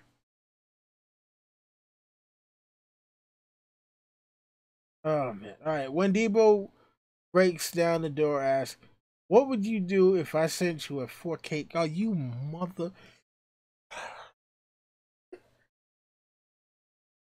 What would you do if I sent you a 4K copy of The Last Jedi? I'd do the same thing that Luke did with his father's lightsaber. Okay? That's what I would do if you sent me a 4K copy of The Last Jedi. Same thing that Luke did with his father's lightsaber. Alright, let's see. Wesley Mansbridge asks, do you think Arya will stay single and independent at the end of the story, or marry Gendry, move to Storm's End, and have a family? I think she is going to stay single. I think that she will become a faceless assassin, a different kind of faceless assassin than the faceless men. Um, I think her whole thing will be like, kind of spirit of vengeance, where it's like, oh, okay, this person did you wrong. If you pay me, I'll kill them. but it would have to be like a legitimate, like they did something wrong and not just, you know what, I'm angry at this person, I want them to die. I think hers will be more of a righteous thing where it's like, look, you know, give me, and even if it isn't money, it's like, oh, give me something of value and I will kill this person that uh did something bad to you or your family. So no, I don't think she's going to get. All right, for Ricky Hunt. In the show, we have characters who have been in previous seasons but have disappeared from the screen. What character would you like to return? Salah, Anguy, Ares Oakheart. Wait, Ares Oakheart was. He must have been in season one then. I don't remember Ares Oakheart. Um, Salvador Sand though, man. Salvador Sand was hilarious. You know, when when they're talking about taking King's Landing, and he's like, hey, yeah, before anything happens, you gotta save Cersei for me because I want to fuck the queen. And it was like, oh, Davos' son is like, oh, you think the queen is just gonna let that happen? He was like, oh, well, I've never tried to fuck you before. How would you know? Oh, so that would be hilarious. That Salvador saying that dude was absolutely hilarious. So that's the guy who I would want to see. All right, let's see. When Debo breaks down the door, asks, when will the fan favorite character from season 4, Villager number 5, make it? Uh, well, I'm thinking that Villager number 5 is probably gonna make a return as a white and chopped down uh by and all speculation, but I think he is going to make a return as a white in season 8 and be chopped down by Beric Dondarrion.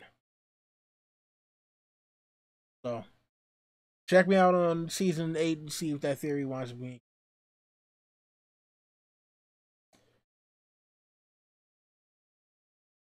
Iron Throne says, I'm assuming the Porg is the last Jedi. Might as well be. Might as well be. And not to force to anybody in anything. BB-8 is actually the last Jedi. Dip. Right there, there you go. There you confirm. Boom.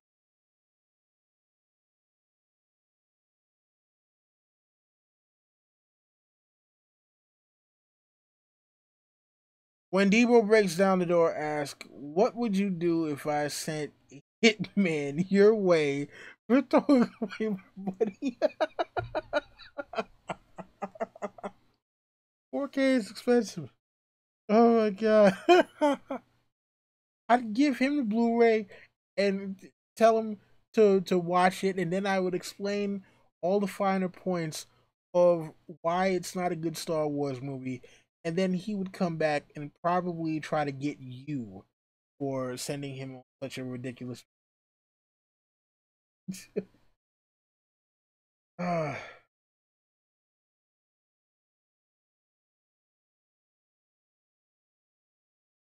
Okay, so Ricky Hunt says Ares was this is Ares Oakheart. Ares Oakheart was in season 2. He is seen escorting Marcella to Dorne. He doesn't speak, but they have confirmed it was him. Guess they forgot about him when they showed Marcella again. Um.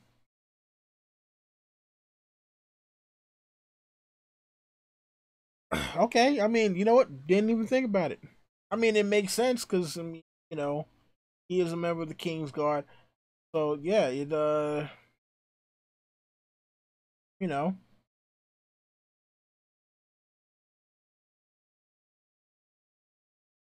makes sense.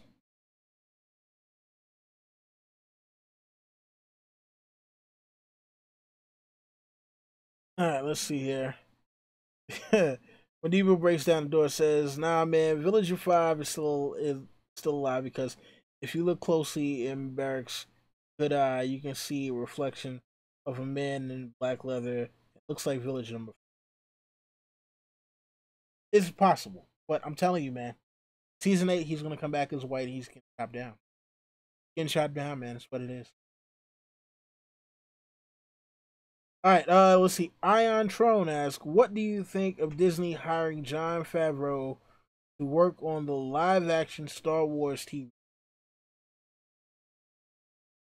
I mean, I like Jon Favreau as a director. Um, Seems like a good guy. I loved his work in Iron Man. Iron Man 2, a lot of people didn't like, but I think that can't blame that all on him. Iron Man 2 had a lot of setup to do for the Avengers. Um First off, I want to know what the premise of the show is. Now, mind you, we have yet to see the Han Solo movie, and I'll be honest with you, I am not impressed with the castings other than Woody Harrelson because I happen to love Woody Harrelson as an actor. Donald Glover is cool, but I mean, he's just not Lando Calrissian to me. But then again, I don't know who would be able to pull off Lando Calrissian, so that's kind of a touchy one. And Alden Ehrenreich, uh, look, people talk about what's her name? Plays Daenerys. I'm so used to just calling her Daenerys that I forget. Emilia Clarke. People talk about Emilia Clarke being a bad actress. Yo, Alden Ehrenreich, everything that they've shown of him so far is literally one note. Literally one note. No kind of vocal inflections. There's no charm. There's no suaveness. Remember, Han Solo was kind of like, what if James Bond was a space pirate? You know?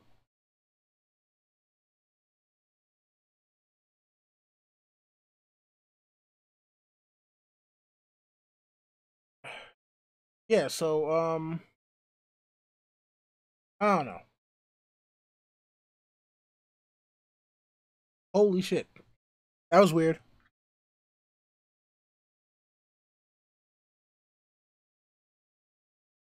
Give me one sec, folks. I gotta do something with the lighting. My damn lights just went off. And no, it's not because I didn't pay the electric bill, because then my damn won't be on. Hold on one second.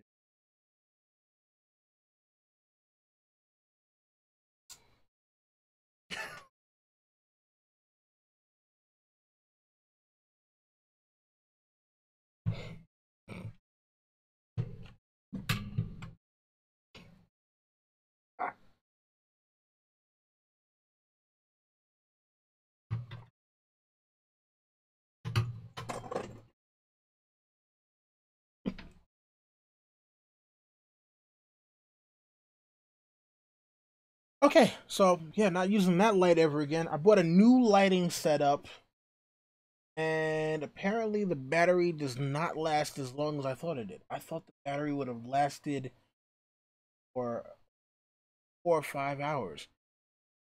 That kind of sucks. I paid like $40 for this like whatever. I'll show you what it looks like so you know it's not just me BSing you. What the hell is wrong? All right. So yeah, I bought this light, all my new camera equipment and all that, and I thought the lighting. So this was the light I was using tonight. This isn't the light that I normally use. Uh, I thought this would have stuck around for a lot longer, and you can see I'm pressing the power button. I need to plug this back up. soon as I find where the hell I put the damn plug at. Yeah, so. Oh, man. Oh, well. Can't win them all. So it looks like the time limit on that one was 2 hours.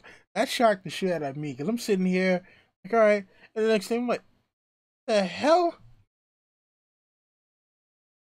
Oh man, that is absolutely hilarious. So unprofessional, so absolutely unprofessional. Okay, man. All right, let's see what else we got. Man, I'm gonna wrap this up in another like maybe 5-10 minutes. In the meantime, yeah, I can't really repurpose this as a lightsaber. It looks it's too short to be a lightsaber though. That's the whole thing. It's too definitely looks like a lightsaber, but too short. All right, all right. Ricky Hunt ask.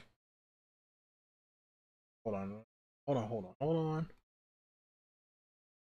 Make sure that I do not skip anybody.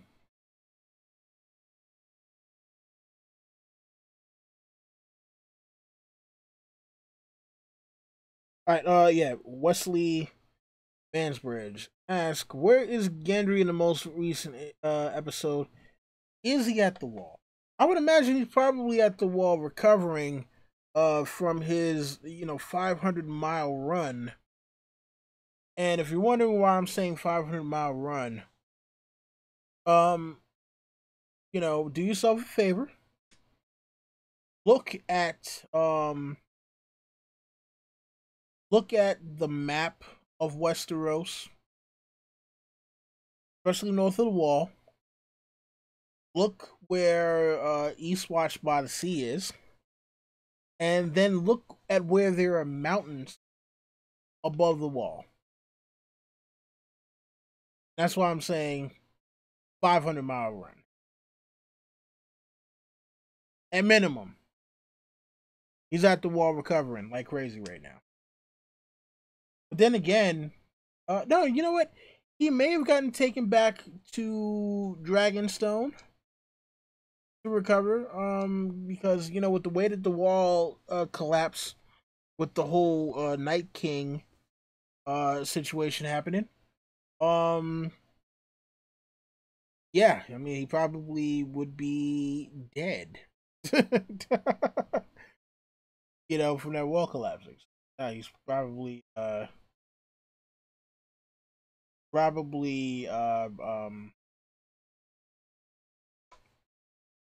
Dragonstone covering.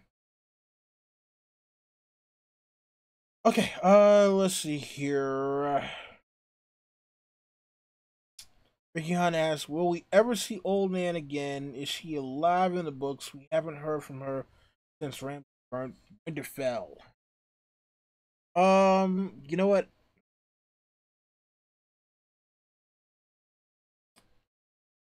I don't know.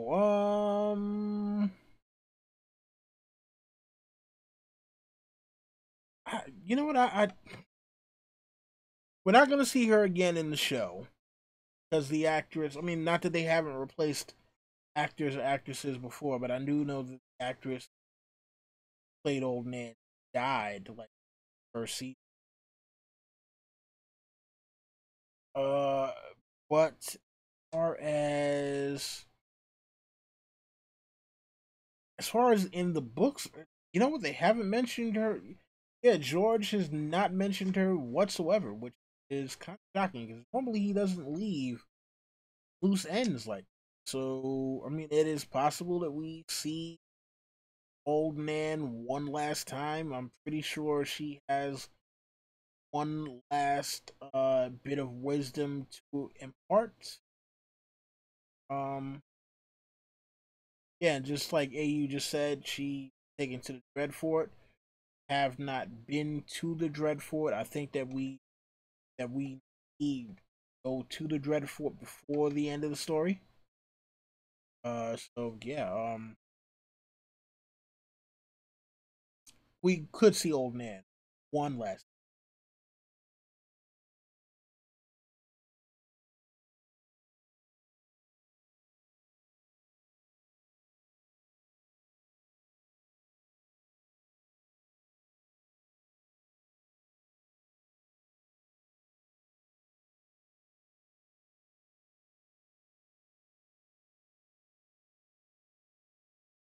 Wow, Ricky. So you, Anthony Mackie would be your choice. For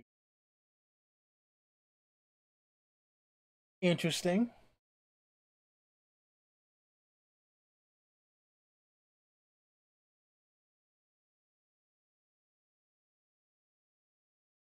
Icy Spots, what's going on? Shout out to Icy Spots, and also shout out to Sir Stefan from Scepter Shainer's Sapphires. Man, dude, really? Why do you? You know what? We gotta talk about why you actually call your channel that, since you are Sir Stefan and not Scepter Shainer. Scepter. Damn it. Okay, I'm not in the mood for tongue twisters. Okay, Sir Stefan. Oh man, oh man.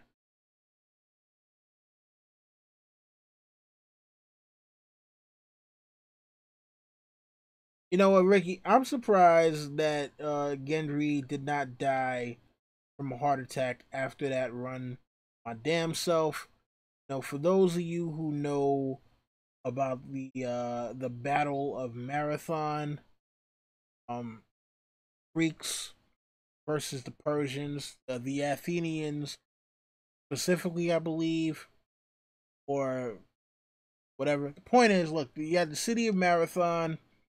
You had a runner that ran from Marathon to Athens, and they got to the city.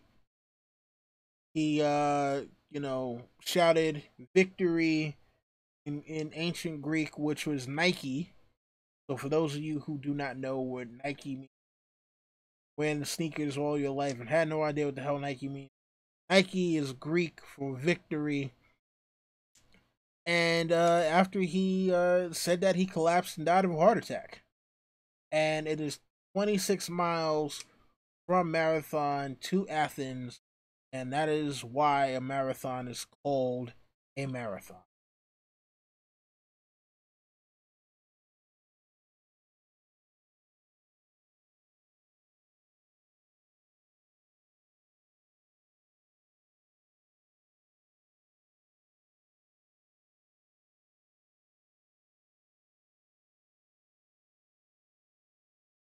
Hey, what's going on, Sonny Frank?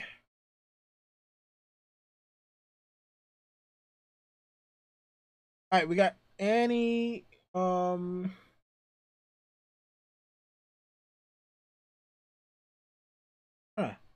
this is interesting. There's Sonny Frank says, "I hope we see old Nan again, so she can find out. I guess we mean so we can find out if she is really Rohan. I'm guessing he means Rohan Weber. That would be interesting. We yeah, that would be very interesting. Yo, Ion Troll is crazy because when Aristotle told us the story of the marathon runner, we couldn't wait to adapt it from D&D.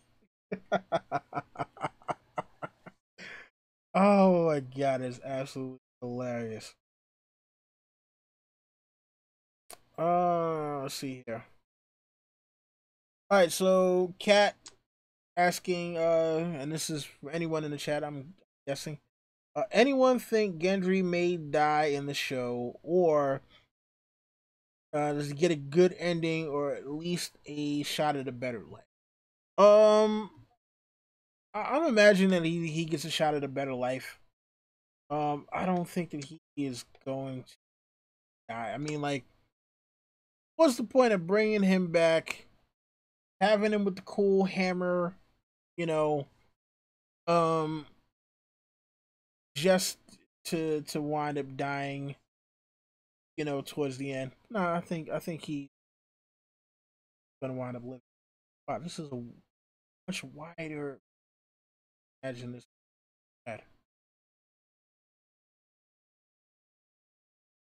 Man, oh man. All right, it is.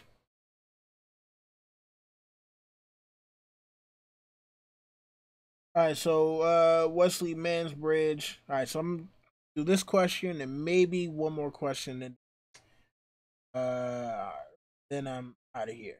All right. Now you got. Now I'm starting to see the damn flood come back in again. All right. So Wesley Mansbridge asks, "Have you ever played a Game of Thrones game by Telltale?" I have not played the game myself. Uh, I used to watch channel Geek Siders. They had played game, um, so I know all the ins and outs of the game. Um, it seemed interesting, but it was one of those things where when I saw what the outcomes were, because my friend Josh, who runs that channel, he played the game 3 or 4 different times, and it was one of those things where I was sitting up there like, okay, what the hell? This just is tailor made for you to lose no matter what. Uh, I'm not a big fan. I'm like Captain Kirk, man. I don't like no win situations. I don't believe in no win situations. So when they build stuff like that into a game where it's like, oh no, your family's got to get wiped out, I'm like, no, screw this. I won't do it.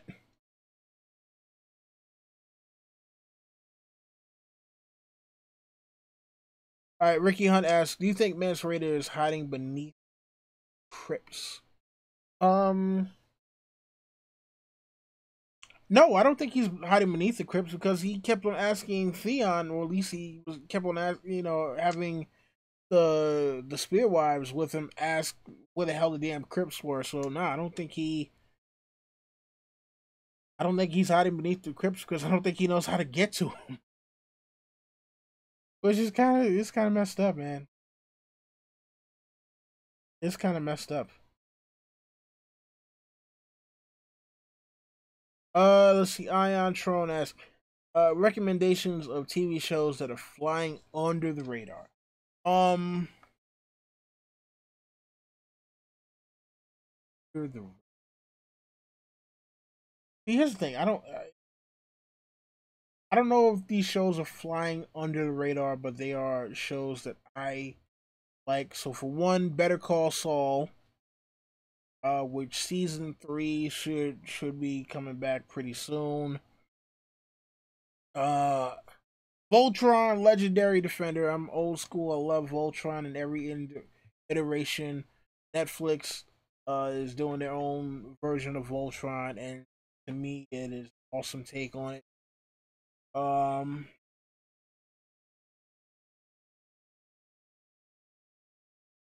show that's flying under the radar. I don't know if Black Lightning is flying under the radar, but like most the first seasons of the CW superhero shows, that one so far is good. But like I said, first season, first seasons of a lot of these CW superhero shows are phenomenal. And then when you get to the second season, you might have a huge drop in quality. So Black Lightning currently is a great show, but I don't know that it will stay great. And speaking of shows, superhero shows or superhero comic book based shows that are definitely flying under the radar, Agents of Shield. Um, I've been telling people this for years. Some people don't want to listen to me. I think that people are going like in the coming years when it's all said and done, people are gonna go back and look and be like, oh my god, this show was so amazing. Why was I not watching it? Agents of Shield is awesome, and somehow they find new ways to reinvent itself without it being cheesy. They find ways to up the game. Where you think, no, there's no way it could possibly get better than this. They have found ways. Agents of Shield is like Agents of Shield is uh one of my top 10 TV shows of all time. and they still have at least one, maybe two seasons. Agents of Shield. All right, and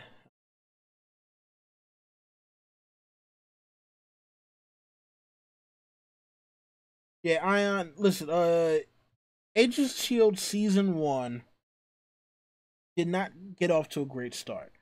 I'll tell anyone, if you wanna see where it's good and then just starts to keep getting better from there, start at episode either 16 or 17 of season one from Agents of Shield.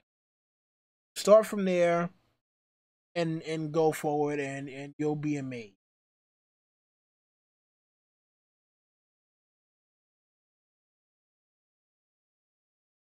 Okay, let's see here.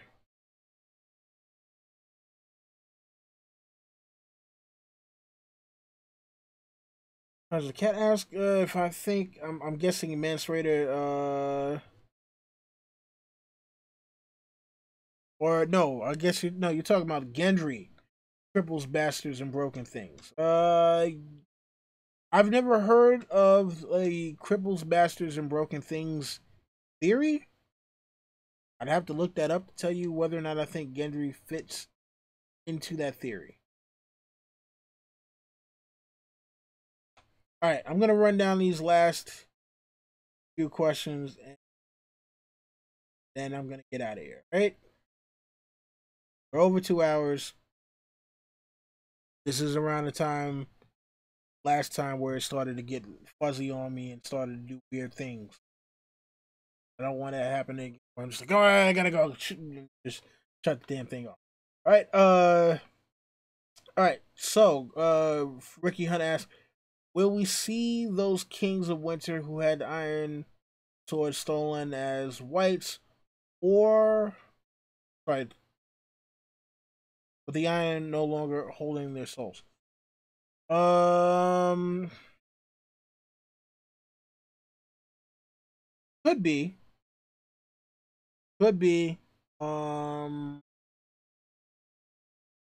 yeah. I honestly speaking, I'm not 100% sure. This was the thing I was wondering before, because they specifically not only talk about those kings, but also that some of the other kings that the iron swords had rusted away.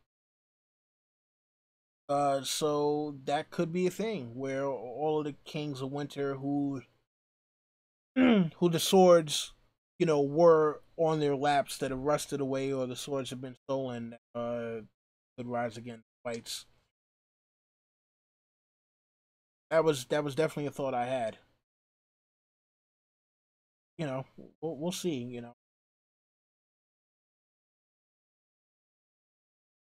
All right, when Debo breaks down the door, ask if D&D plot leak details. Sorry, if D&D leaks plot details, will George mother them to death in his roles? I mean, the thing about it is, he's already given them everything he can, or that he's willing to. So whatever he's given them, he can't be mad about them leaking, and he's held stuff back from them. So, he's held stuff back from them. It's not a thing. I think he's gonna be mad at them because he gave him the info that he chose to give him. They can't be mad.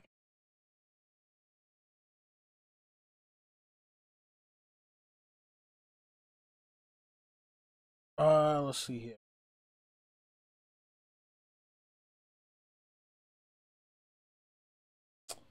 All right, another one from when Debo breaks the down. Bro, when Debo breaks down the door. Wow. And this will be the last one. Sorry, because this light is, man. This light is, yeah. This light is shining in my eyes. Uh, why is Coulson back? Well, there's the corporate reason, and then there's the narrative reason. Corporate reason was, if you're gonna do Agents of Shield, you need a familiar face in order to anchor the show. At the time, there was no way you were going to get Samuel L. Jackson to be on there. Yeah, there was no way you're gonna get Samuel L. Jackson to be Nick Fury on a TV show. It just wasn't gonna work out with that.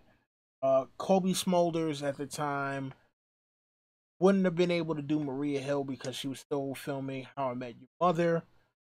And I guess apparently either she never got approached when the TV when that show was done, or maybe she said no. Like, hey, I'd rather just be Maria Hill every now and then. Um, yeah, so she never took over. And as far as Coulson, for narratively, why he is back, because Nick Fury considers him to be the inspiration for the Avengers, and he wanted Coulson to succeed him as director.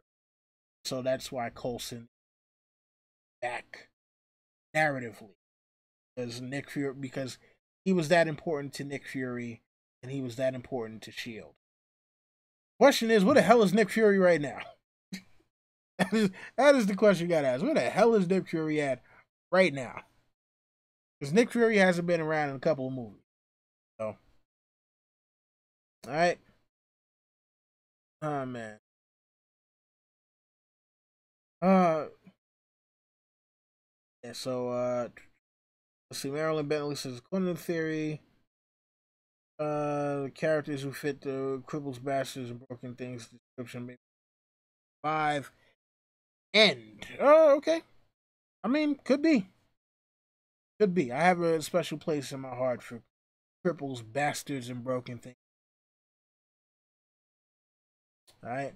So look, I'm gonna end it there. I'd like to give everybody uh a shout out. Thank you guys for hanging out tonight, hanging out with me. I'm gonna try to do more stuff. I know I keep on saying how I plan on doing so much. You know what? Not that I've been lazy, but man, work has been such a pain in the ass lately. And it makes me less motivated than do with whatever it is that they're. Always love chatting with guys here. And actually, Debo, I talked about uh yeah, I talked about Davos for more than 15 minutes. Was at least 17. Oh man. Yeah, listen, thank you guys for coming out tonight. Thank you to everyone who will watch this later. I am not going to be using this stream with again because damn it, made me look like a fool. But yeah, I will be back next week. Most definitely. Look, leave me some suggestions, characters. If there is a special occasion or a special day in which I'm normally streaming, like today was International Women's Day, and I had absolutely no idea about it. So if there's a Thursday coming up, and it's like some special day around the world that I may not be aware of, let me know, and I'll try to do a character themed around that particular day. Or just leave characters that you'd like to see me talk about. Don't forget to hit me up on Twitter. You can always find me down here. Yeah, man. And you already know the deal. Rate, comment, subscribe, share, tell your friends, and come back for more. I will see you guys next week. And it's Don Willie saying, Valadohyrus and Debo, you already know what it is, Playboy.